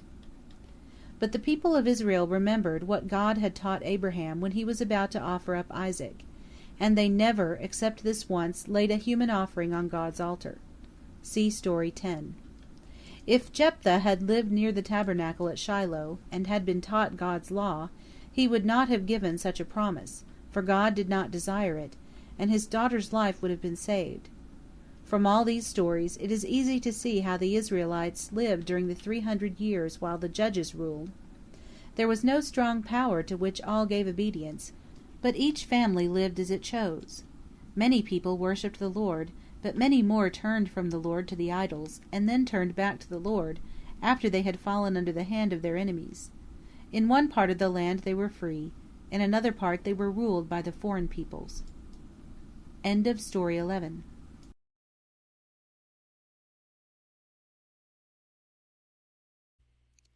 Story 12 of Hurlbut's Story of the Bible.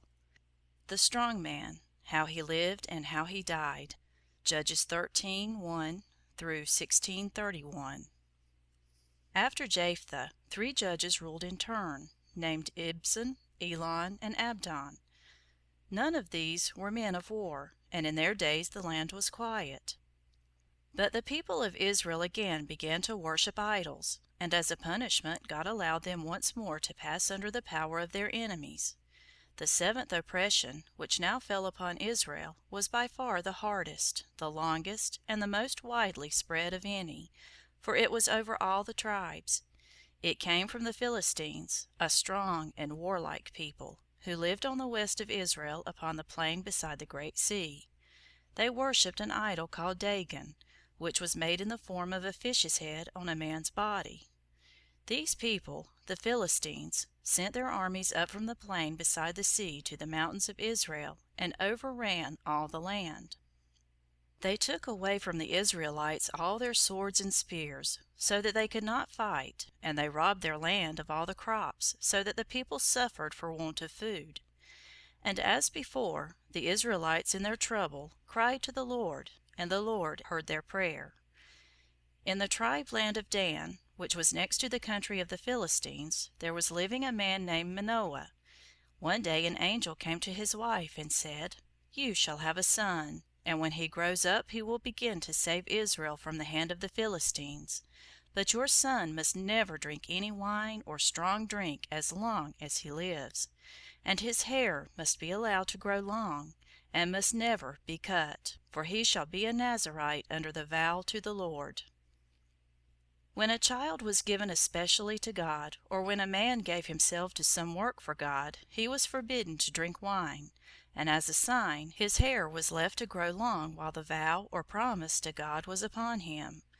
Such a person as this was called a Nazirite, or a word which means one who has a vow, and Manoah's child was to be a Nazirite, and under a vow as long as he lived. The child was born, and was named Samson. He grew up to become the strongest man of whom the Bible tells. Samson was no general like Gideon or Jephthah, to call out his people and lead them in war. He did much to set his people free, but all that he did was by his own strength, without any help from other men. When Samson became a young man, he went down to Timnath in the land of the Philistines. There he saw a young Philistine woman whom he loved and wished to have as his wife. His father and mother were not pleased that he should marry among the enemies of his own people.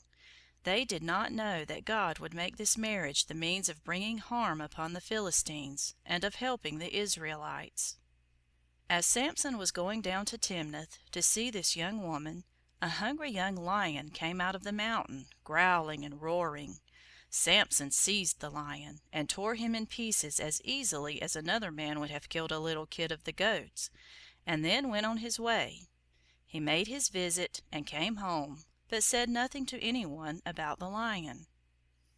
After a time Samson went again to Timnath for his marriage with the Philistine woman. On his way he stopped to look at the dead lion, and in its body he found a swarm of bees, and honey which they had made. He took some of the honey and ate it as he walked, but told no one of it. At the wedding feast, which lasted a whole week, there were many Philistine young men, and they amused each other with questions and riddles. "I will give you a riddle," said Samson. "If you answer it during the feast, I will give you 30 suits of clothing. and if you cannot answer it, then you must give me 30 suits of clothing." "Let us hear your riddle," they said, and this was Samson's riddle for the young men of the Philistines to answer. "Out of the eater came forth meat, and out of the strong came forth sweetness." They could not find the answer, though they tried to find it all that day, and the 2 days that followed. And at last they came to Samson's wife and said to her, "Coax your husband to tell you the answer. If you do not find it out, we will set your house on fire and burn you and all your people." And Samson's wife urged him to tell her the answer. She cried and pleaded with him, and said, "If you really love me, you will not keep this a secret from me." At last Samson yielded, and told his wife how he had killed the lion, and afterward found the honey in its body. She told her people, and just before the end of the feast they came to Samson with the answer. They said, "What is sweeter than honey, and what is stronger than a lion?"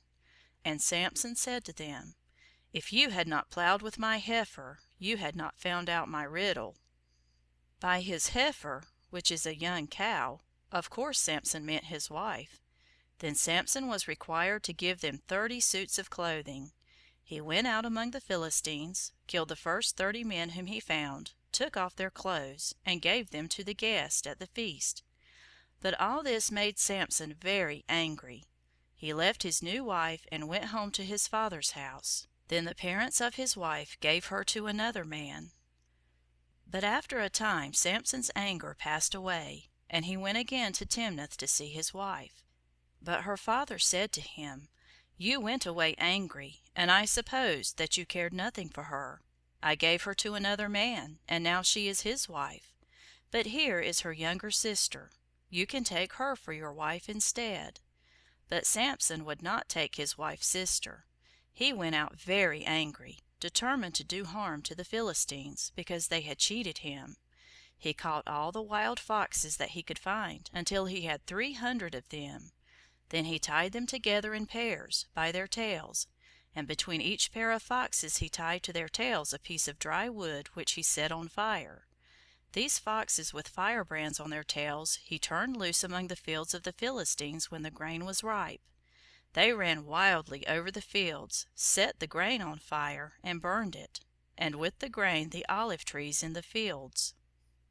When the Philistines saw their harvest destroyed, they said, "Who has done this?" And people said, "Samson did this, because his wife was given by her father to another man." The Philistines looked on Samson's father-in-law as the cause of their loss, and they came and set his house on fire, and burned the man and his daughter whom Samson had married. Then Samson came down again, and alone fought a company of Philistines, and killed them all, as a punishment for burning his wife. After this Samson went to live in a hollow place in a split rock, called the Rock of Edom. The Philistines came up in a great army, and overran the fields in the tribe land of Judah. "Why do you come against us?" asked the men of Judah. "What do you want from us?" "We have come," they said, "to bind Samson, and to deal with him as he has dealt with our people." The men of Judah said to Samson, "Do you not know that the Philistines are ruling over us? Why do you make them angry by killing their people? You see that we suffer through their pranks. Now we must bind you and give you to the Philistines, or they will ruin us all." And Samson said, "I will let you bind me, if you will promise not to kill me yourselves, but only to give me safely into the hands of the Philistines." They made the promise, and Samson gave himself up to them, and allowed them to tie him up fast with new ropes. The Philistines shouted for joy as they saw their enemy brought to them, led in bonds by his own people. Little did they know what was to happen. For as soon as Samson came among them, he burst the bonds as though they had been light strings, and picked up from the ground the jawbone of an ass, and struck right and left with it as with a sword. He killed almost 1,000 of the Philistines with his strange weapon. Afterward he sang a song about it thus: "With the jawbone of an ass, heaps upon heaps, with the jawbone of an ass have I slain 1,000 men." After this Samson went down to the chief city of the Philistines, which was named Gaza. It was a large city, and like all large cities was surrounded with a high wall. When the men of Gaza found Samson in their city, they shut the gates, thinking that they could now hold him as a prisoner. But in the night Samson rose up, went to the gates, pulled their posts out of the ground, and put the gates with their posts upon his shoulder. He carried them 20 miles away, and left them on the top of a hill not far from the city of Hebron. After this Samson saw another woman among the Philistines, and he loved her. The name of this woman was Delilah. The rulers of the Philistines came to Delilah and said to her, "Find out, if you can, what it is that makes Samson so strong, and tell us. If you help us to get control of him, so that we can have him in our power, we will give you a great sum of money." And Delilah coaxed and pleaded with Samson to tell her what it was that made him so strong. Samson said to her, "If they will tie me with 7 green twigs from a tree, then I shall not be strong any more." They brought her 7 green twigs, like those of a willow tree, and she bound Samson with them while he was asleep. Then she called out to him, "Wake up, Samson! The Philistines are coming against you." And Samson rose up, and broke the twigs as easily if they had been charred in the fire, and went away with ease. And Delilah tried again to find his secret. She said, "You are only making fun of me. Now tell me truly how you can be bound."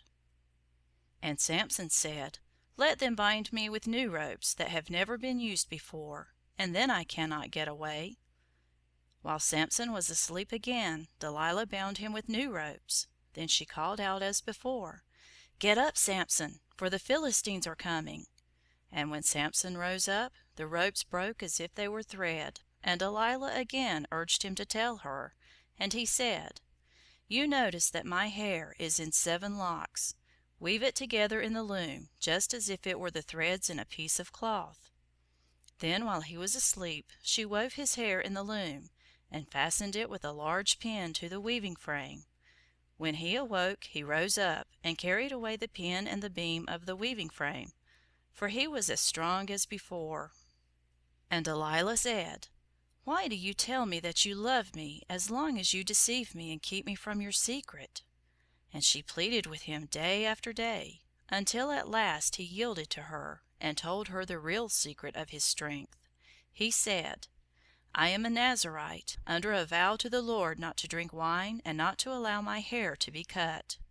If I should let my hair be cut short, then the Lord would forsake me, and my strength would go from me, and I would be like other men." Then Delilah knew that she had found the truth at last. She sent for the rulers of the Philistines, saying, "Come up this once, and you shall have your enemy, for I am sure now that he has told me all that is in his heart." Then while the Philistines were watching outside, Delilah let Samson go to sleep with his head upon her knees. While he was sound asleep, they took a razor and shaved off all his hair. Then she called out as at the other times, "Rise up, Samson! The Philistines are upon you!" He awoke and rose up, expecting to find himself strong as before, for he did not at first know that his long hair had been cut off, but he had broken his vow to the Lord, and the Lord had left him. He was now as weak as other men, and helpless in the hands of his enemies. The Philistines easily made him their prisoner, and that he might never do them more harm, they put out his eyes. Then they chained him with fetters and sent him to prison at Gaza, and in the prison they made Samson turn a heavy millstone to grind grain, just as though he were a beast of burden. But while Samson was in prison his hair grew long again, and with his hair his strength came back to him, for Samson renewed his vow to the Lord. One day a great feast was held by the Philistines in the temple of their fish god Dagon, for they said, "Our God has given Samson our enemy into our hands. Let us be glad together and praise Dagon." And the temple was thronged with people, and the roof over it was also crowded with more than 3,000 men and women. They sent for Samson to rejoice over him, and Samson was led into the court of the temple, before all the people to amuse them. After a time Samson said to the boy who was leading him, "Take me up to the front of the temple, so that I may stand by one of the pillars and lean against it." And while Samson stood between two of the pillars, he prayed to the Lord God of Israel, and said, "O Lord God, remember me, I pray thee, and give me strength only this once, O God, and help me, that I may obtain vengeance upon the Philistines for my 2 eyes." Then he placed one arm around the pillar on one side, and the other arm around the pillar on the other side. And he said, "Let me die with the Philistines." And he bowed forward with all his might, and pulled the pillars over with him, bringing down the roof and all upon it upon those who were under it. Samson himself was among the dead, but in his death he killed more of the Philistines than he had killed during his life. Then in the terror which came upon the Philistines, the men of Samson's tribe came down and found his dead body, and buried it in their own land, and that it was years before the Philistines tried again to rule over the Israelites. Samson did much to set his people free, but he might have done much more if he had led his people, instead of trusting alone to his own strength, and if he had lived more earnestly, and not done his deeds as though he was playing pranks and making jokes upon his enemies. There were deep faults in Samson, but at the end he sought God's help and found it, and God used Samson to begin to set his people free. The tribe to which Samson belonged was the tribe of Dan, a people who lived on the edge of the mountain country, between the mountains and the plains of the seacoast, which was the home of the Philistines. The tribe land of Dan was northwest of Judah, southwest of Ephraim, and west of Benjamin. Samson ruled over his own tribe, but not much over the other tribes. Yet his deeds of courage and strength kept the Philistines, during his lifetime, from getting control over the lands of Judah and Benjamin, so that Samson helped to save Israel from its enemies. End of Story 12.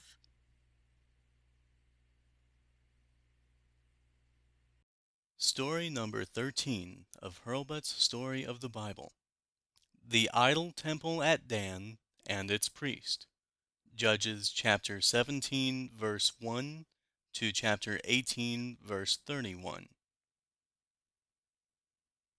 While the judges were ruling in Israel, at one time there was living in the mountains of Ephraim, near the road which ran north and south, a man named Micah. His mother, who was dwelling with him, found that someone had stolen from her a large sum of money. Now the money had been taken by her son Micah, and after a time he said to her, "Those 1,100 pieces of silver which you lost, and of which you spoke, are with me, for I took them myself." And his mother answered, "May the blessing of God rest upon you, my son, for bringing again to me my silver. This money shall be the Lord's. I will give it back to you, to be used in the service of the Lord." But instead of taking the money to the tabernacle of the Lord at Shiloh, Micah used it to make 2 images of silver, one carved, and the other cast in metal. These he set up in his house to be worshipped. He appointed one of his sons as a priest, and thus made of his house an idol temple. One day a man on a journey was passing by Micah's house. Micah saw from his dress that he belonged to the tribe of Levi, from which the priests came. He said to him, "Who are you? From what place do you come?" The young man said, "I am a Levite from Bethlehem in the land of Judah, and I am trying to find a place where I can earn my living." "Stay here with me," said Micah, "and be a priest in my house. I will give you your food and a place to sleep, and for each year a suit of clothes and 10 pieces of silver." The Levite was well pleased at this, and stayed in Micah's house, and became his priest. And Micah said to himself, "I am sure that now the Lord will be pleased with me, since I have a house with gods and a Levite as my priest." Already many in Israel had forgotten that God would not bless those who set up idols when they should worship the Lord God. The tribe of Dan was living at that time between the country of the Philistines and the tribe of Benjamin, having Judah on the south and Ephraim on the north. The Philistines pressed closely upon them, and they sought some place where they could live with more room and at peace. They sent out from their tribeland 5 men as spies to go through the country and find some better place for the home of their tribe. These 5 men walked through the land, and they came to the house of Micah. Micah took them into his house, for it was the custom thus to care for people who were on a journey. These men from Dan, who were called Danites, had seen Micah's priest before in his earlier home. They knew him, and asked him how he came to be there. The young Levite told them that Micah had hired him to become his priest. He took them into the temple room, and showed them the images and the altar, and he offered a sacrifice and a prayer for them. Then the 5 men left Micah's house and went on their way. They walked through all the tribes in the north, and far up among the mountains, near one of the great fountains where the river Jordan begins, they found a little city called Laish. The people of Laish were not Israelites, but came from the country of Zidon. The Danites saw that their little city was far from Zidon, and that its people were living alone, with none of their own race to help them.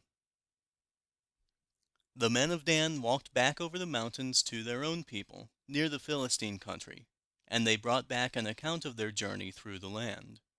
They said, "We have found a good place far up in the north, where there is room for us, and a rich soil, and plenty of water.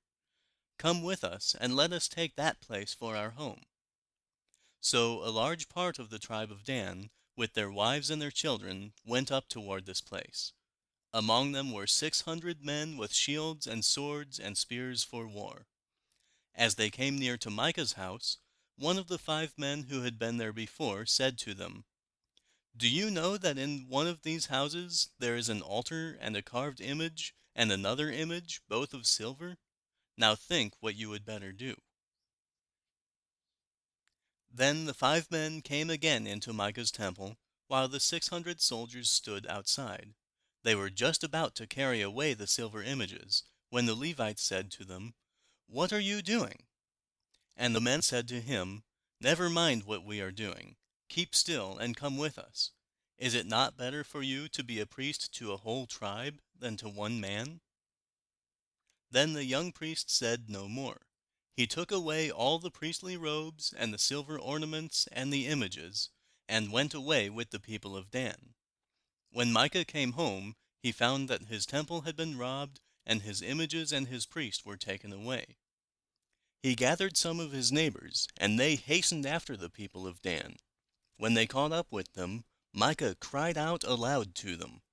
The men of Dan turned and said to Micah, "What is the matter with you, that you come after us with a company and make such a noise?"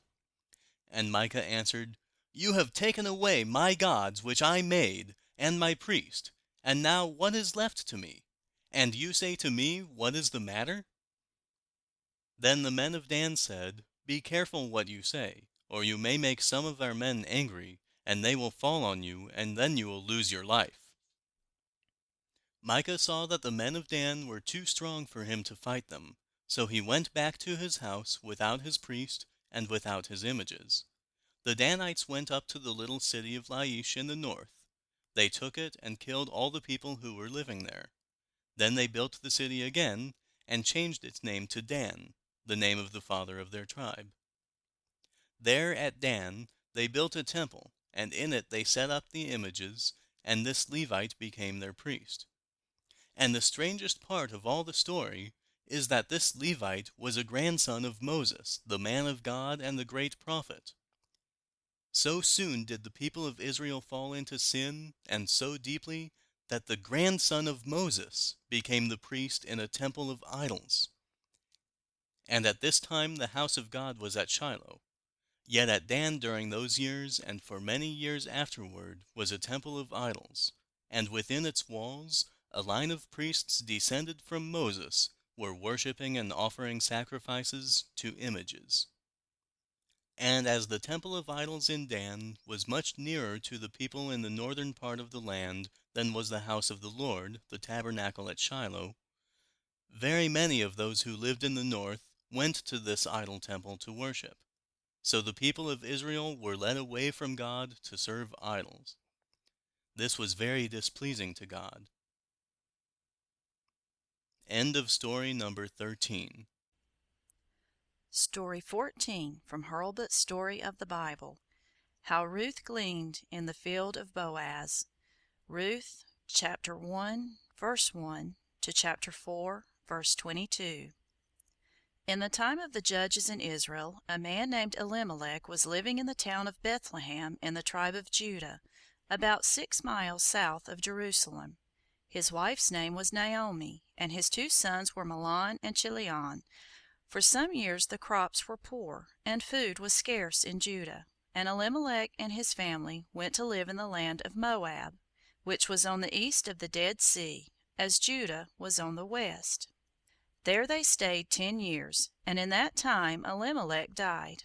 His 2 sons married women of the country of Moab, one woman named Orpah, the other named Ruth. But the 2 young men also died in the land of Moab, so that Naomi and her 2 daughters-in-law were all left widows. Naomi heard that God had again given good harvest and bread to the land of Judah, and she rose up to go from Moab back to her own land and her own town of Bethlehem. Her 2 daughters-in-law loved her, and both would have gone with her, though the land of Judah was a strange land to them, for they were of the Moabite people. Naomi said to them, "Go back, my daughters, to your own mothers' homes. May the Lord deal kindly with you, as you have been kind to your husbands and to me. May the Lord grant that each of you may yet find another husband and a happy home." Then Naomi kissed them in farewell, and the 3 women all wept together. The 2 young widows said to her, "You have been a good mother to us, and we will go with you and live among your people." "No, no," said Naomi, "you are young, and I am old. Go back and be happy among your own people." Then Orpah kissed Naomi and went back to her people, but Ruth would not leave her. She said, "Do not ask me to leave you, for I never will. Where you go, I will go. Where you live, I will live.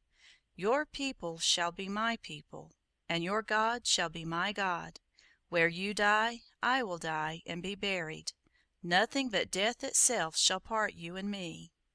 When Naomi saw that Ruth was firm in her purpose, she ceased trying to persuade her. So the 2 women went on together. They walked around the Dead Sea, and crossed the river Jordan, and climbed the mountains of Judah, and came to Bethlehem. Naomi had been absent from Bethlehem for 10 years, but her friends were all glad to see her again. They said, "Is this Naomi, whom we knew years ago?" Now the name Naomi means pleasant, and Naomi said, "Call me not Naomi, call me Mara, for the Lord has made my life bitter. I went out full, with my husband and 2 sons. Now I come home empty without them. Do not call me pleasant, call me bitter." The name Mara, by which Naomi wished to be called, means bitter, but Naomi learned later that pleasant was the right name for her after all. There was living in Bethlehem at that time a very rich man named Boaz. He owned large fields that were abundant in their harvest, and he was related to the family of Elimelech, Naomi's husband, who had died.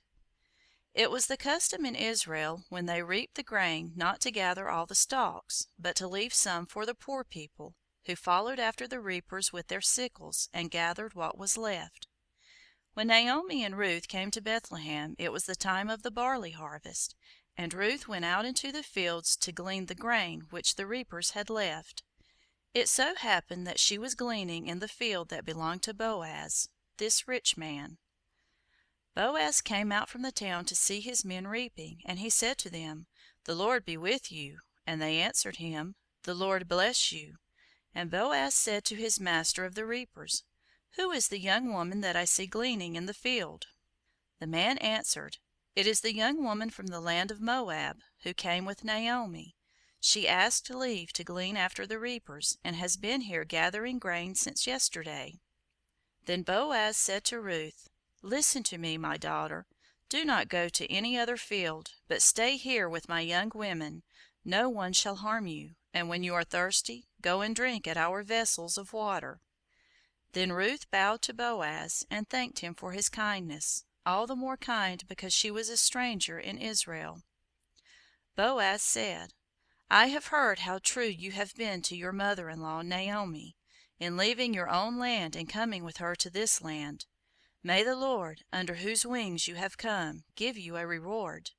And at noon, when they sat down to rest and to eat, Boaz gave her some of the food, and he said to the reapers, "When you are reaping, leave some of the sheaves for her, and drop out some sheaves from the bundles where she may gather them."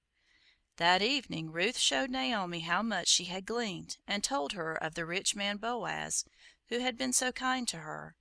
And Naomi said, "This man is a near relation of ours. Stay in his fields as long as the harvest lasts." And so Ruth gleaned in the fields of Boaz until the harvest had been gathered.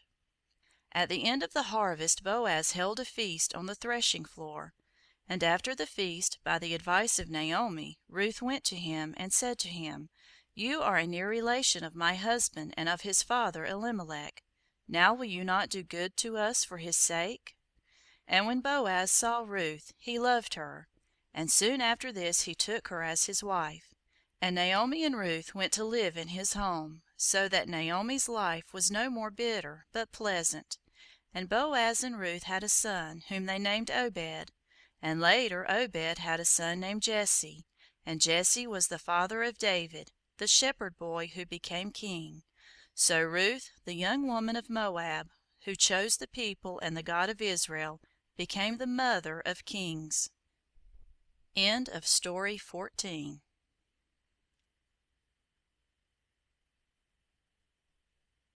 Story number 15 of Hurlbut's Story of the Bible.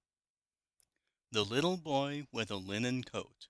1 Samuel chapter 1 verse 1 to chapter 3 verse 21. Samson the strong man, see story 47, ruled Israel as the 13th of the judges, and after him came Eli as the 14th judge. Eli was also the high priest of the Lord in the tabernacle at Shiloh. While Eli was the priest and the judge, a man was living at Ramah in the mountains of Ephraim, whose name was Elkanah. He had 2 wives, as did many men in that time. One of these wives had children, but the other wife, whose name was Hannah, had no child. Every year Elkanah and his family went up to worship at the house of the Lord in Shiloh, which was about 15 miles from his home. And at one of these visits Hannah prayed to the Lord, saying, "O Lord, if thou wilt look upon me, and give me a son, he shall be given to the Lord as long as he lives." The Lord heard Hannah's prayer, and gave her a little boy, and she called his name Samuel, which means asked of God, because he had been given in answer to her prayer. While he was still a little child, she brought him to Eli the priest, and said to him, "My Lord, I am the woman who stood here praying. I asked God for this child, and now I have promised that he shall be the Lord's as long as he lives. Let him stay here with you, and grow up in God's house." So the child Samuel stayed at Shiloh, and lived with Eli the priest in one of the tents beside the tabernacle. As he grew up, he helped Eli in the work of the Lord's house. He lit the lamps, and opened the doors, and prepared the incense, and waited on Eli, who was now growing old and was almost blind. Samuel was all the more a help and a comfort to Eli, because his own sons, who were priests, were very wicked young men. Eli had not trained them to do right, nor punished them when they did wrong when they were children. So they grew up to become evil, to disobey God's law, and to be careless in God's worship. Eli's heart was very sad over the sins of his sons, but now that he was old, he could do nothing to control them. It had been a long time since God had spoken to men, as in other days God had spoken to Moses, to Joshua, and to Gideon. The men of Israel were longing for the time to come when God would speak again to his people as of old. One night Samuel, while yet a child, was lying down upon his bed in a tent beside the tabernacle. He heard a voice calling him by name. It was the Lord's voice, but Samuel did not know it. He answered, "Here I am." And then he ran to Eli, saying, "Here I am, you called me. What do you wish me to do?" And Eli said, "My child, I did not call you. Go and lie down again." Samuel lay down, but soon again heard the voice calling to him, "Samuel, Samuel." Again he rose up and went to Eli, and said, "Here I am, for I am sure that you called me." "No," said Eli, "I did not call you. Lie down again." A third time the voice was heard, and a third time the boy rose up from his bed and went to Eli, sure that Eli had called him. Eli now saw that this was the Lord's voice that had spoken to Samuel. He said, "Go, lie down once more, and if the voice speaks to you again, say, 'Speak, Lord, for thy servant heareth.'" Samuel went and lay down and waited for the voice. It spoke as if someone unseen were standing by his bed and saying, "Samuel, Samuel." Then Samuel said to the Lord, "Speak, Lord, for thy servant heareth." And the Lord said to Samuel, "Listen to what I say. I have seen the wickedness of Eli's sons, and I have seen that their father did not punish them when they were doing evil. I am going to give to them such a punishment that the story shall make everyone's ears tingle who hears it." Samuel lay in his room until the morning. Then he arose and went about his work as usual, preparing for the daily worship and opening the doors. He said nothing of God's voice until Eli asked him. Eli said to him, "Samuel, my son, tell me what the Lord said to you last night. Hide nothing from me."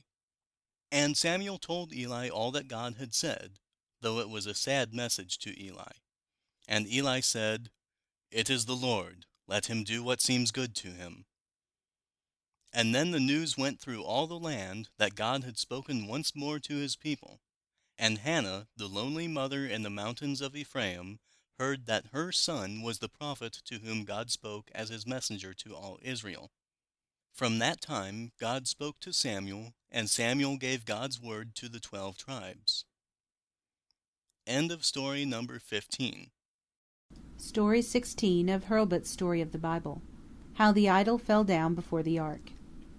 While the old priest Eli was still the judge, though he was now very feeble, the Philistines came up against Israel from the plain beside the sea.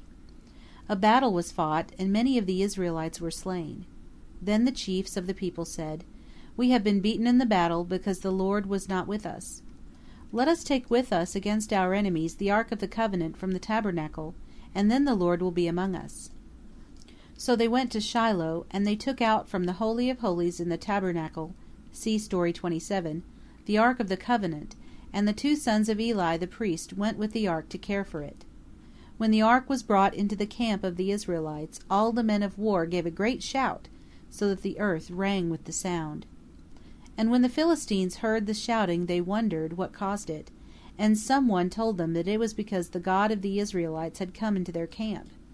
The Philistines were afraid, and they said to each other, "Woe unto us, for such a thing as this has never been seen. Who shall save us from this great God who sent the plagues on the Egyptians?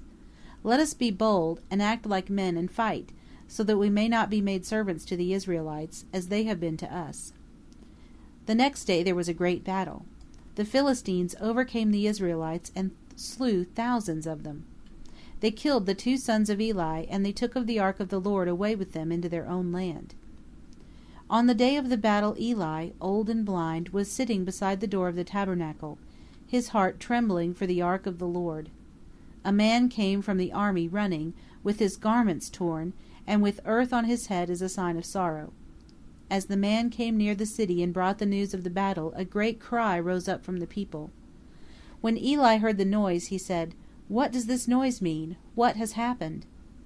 The man came before Eli and said, "I have just come from the army. There has been a great battle. Israel has fled before the Philistines, and very many of the people have been killed.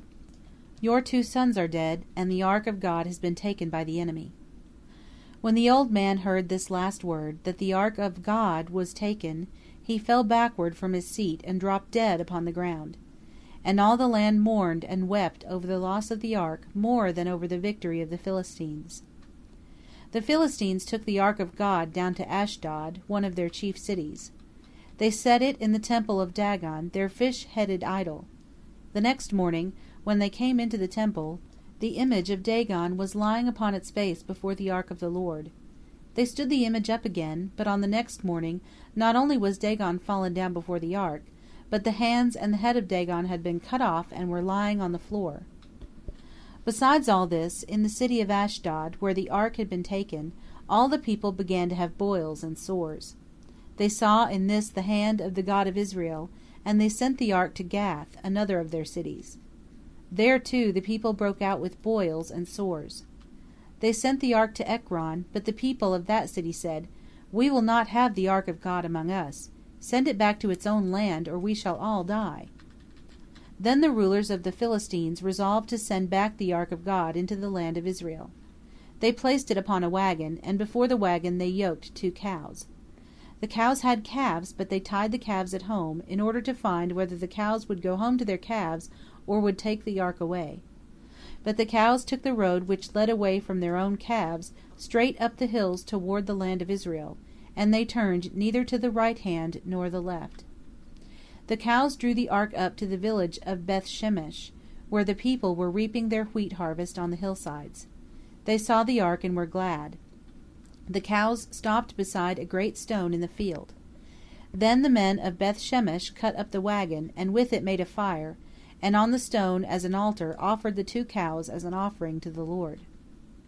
But the men of Beth-Shemesh opened the ark and looked into it. This was contrary to God's command, for none but the priests were allowed to touch the ark. God sent a plague upon the people of that place, and many of them died, because they did not deal reverently with the ark of God. They were filled with fear and sent to the men of Kirjath-jearim, asking them to take the ark away. They did so, and for 20 years the ark stood in the house of a man named Abinadab in Kirjath-jearim. They did not take the ark back to Shiloh, for after the death of Eli the place was deserted, the tabernacle fell into ruins, and no man lived there again. End of story 16.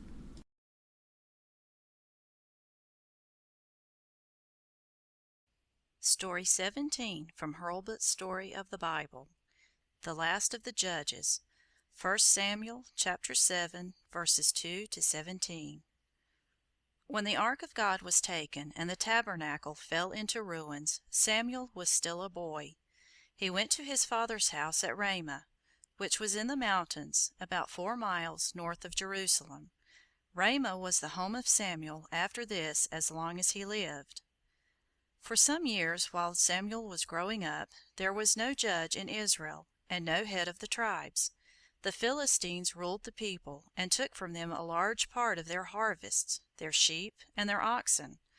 Often in their need they thought of the ark of the Lord, standing alone in the house at Kirjath-jearim, and the eyes of all the people turned to the young Samuel growing up at Ramah.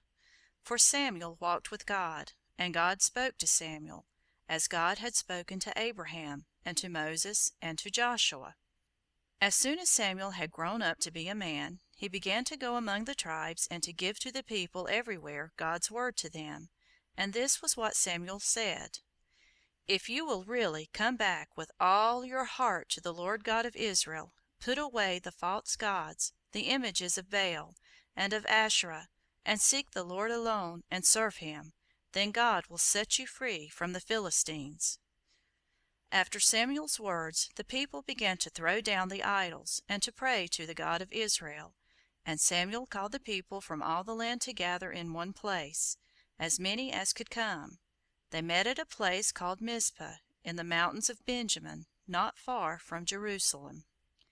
There Samuel prayed for the people, and asked God to forgive their sin in turning away from God to idols. They confessed their wrongdoings, and made a solemn promise to serve the Lord, and to serve the Lord only. The Philistines upon the plain beside the great sea heard of this meeting. They feared that the Israelites were about to break away from their rule, and they came up with an army to drive the Israelites away to their homes and keep them under the rule of the Philistines. When the Israelites saw the Philistines coming against them, they were greatly alarmed. The Philistines were men of war, with swords and shields and spears, and they were trained in fighting, while the men of Israel had not seen war. It was more than 20 years since their fathers had fought the Philistines, and twice had been beaten by them.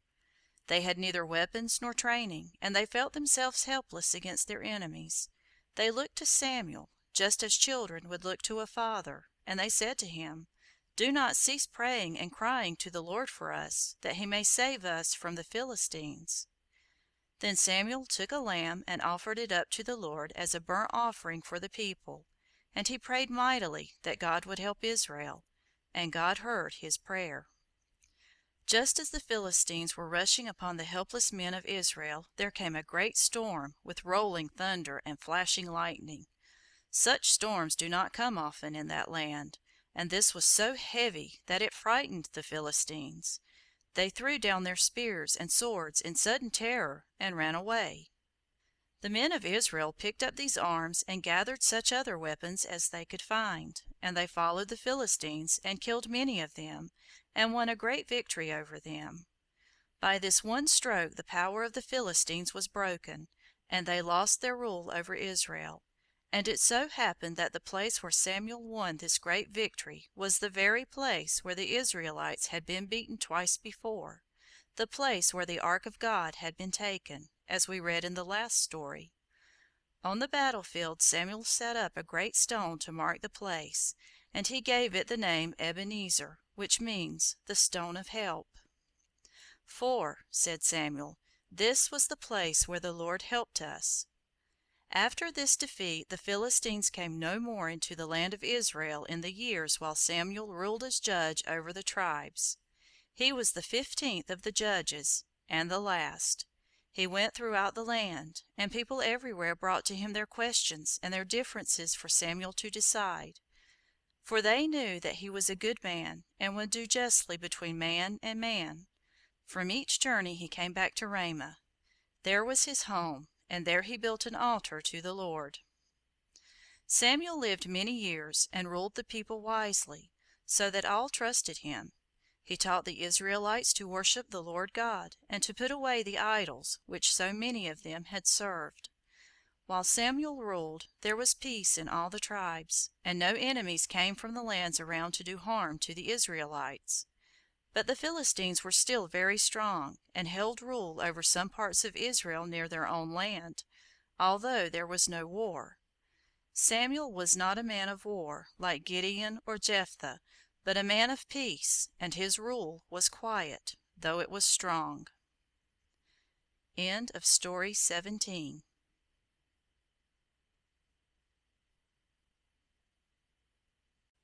Story 18 from Hurlbut's Story of the Bible. The Tall Man Who Was Chosen King. 1 Samuel chapter 8, verse 1 to chapter 10, verse 27.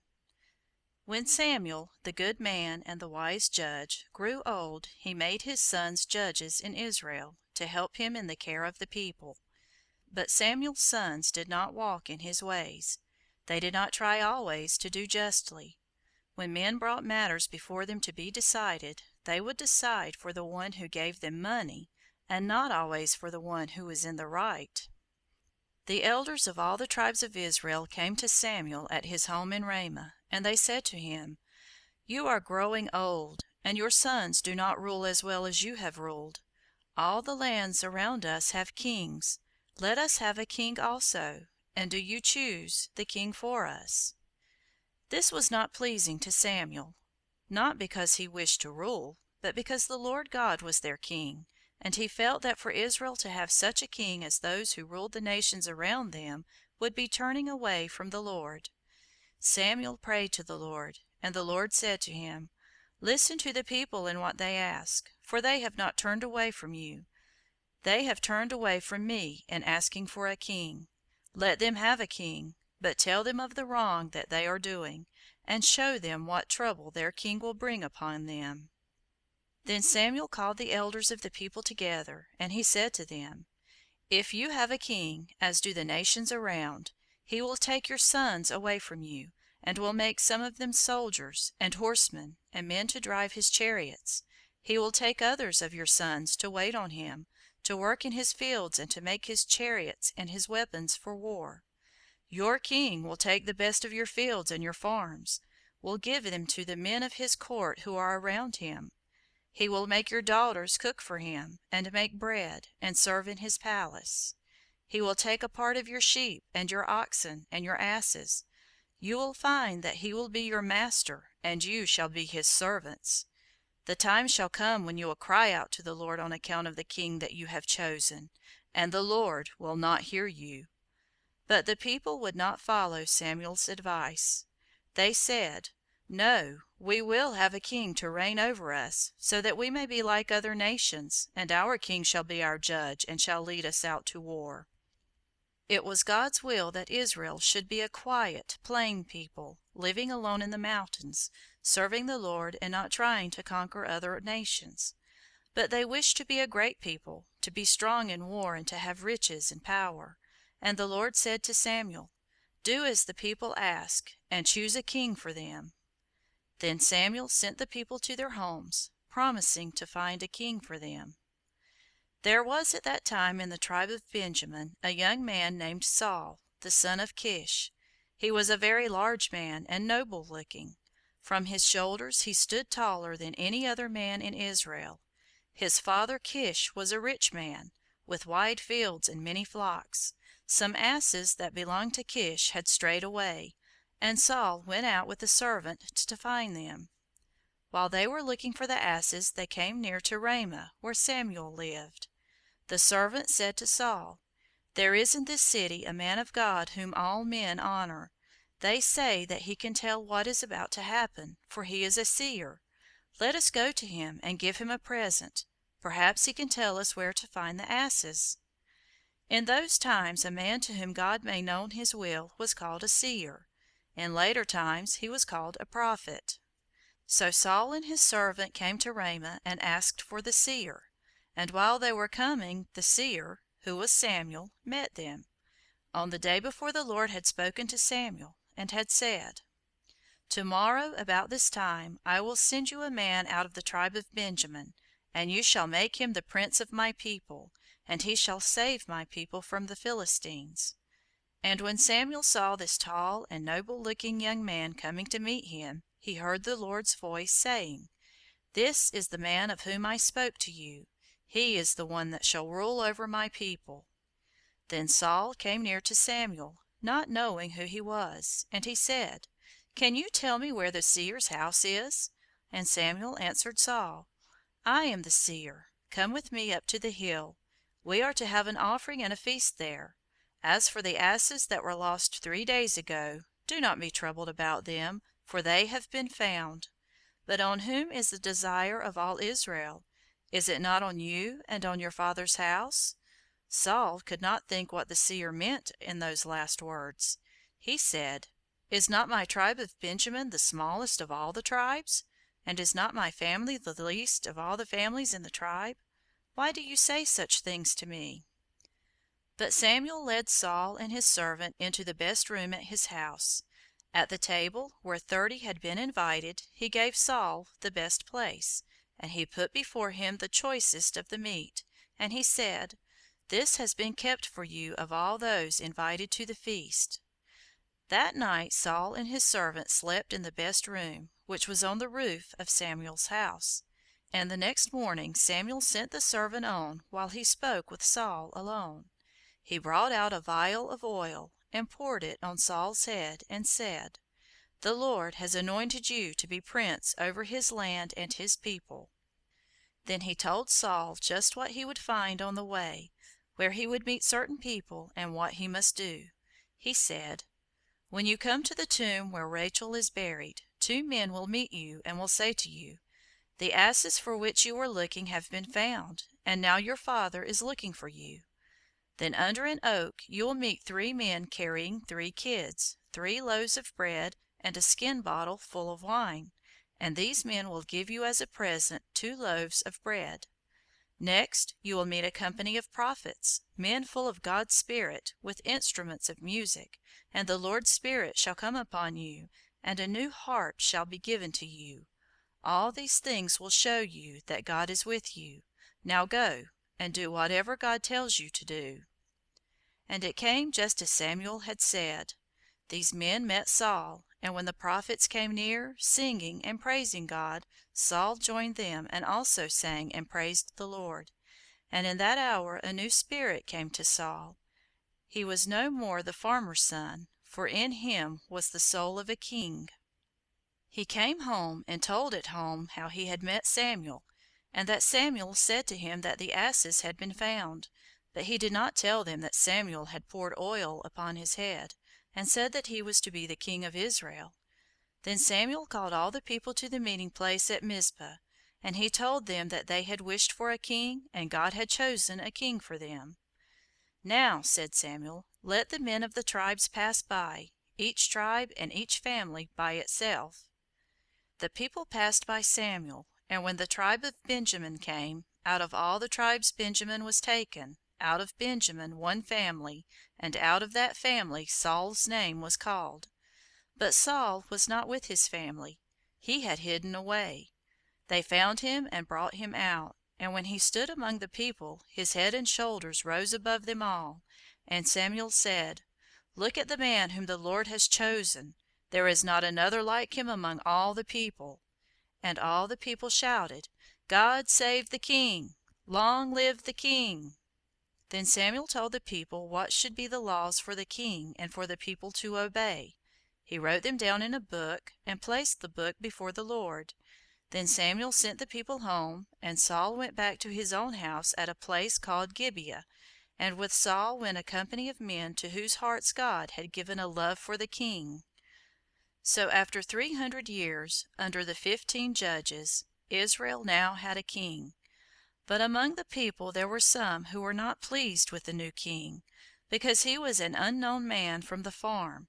They said, "Can such a man as this save us?"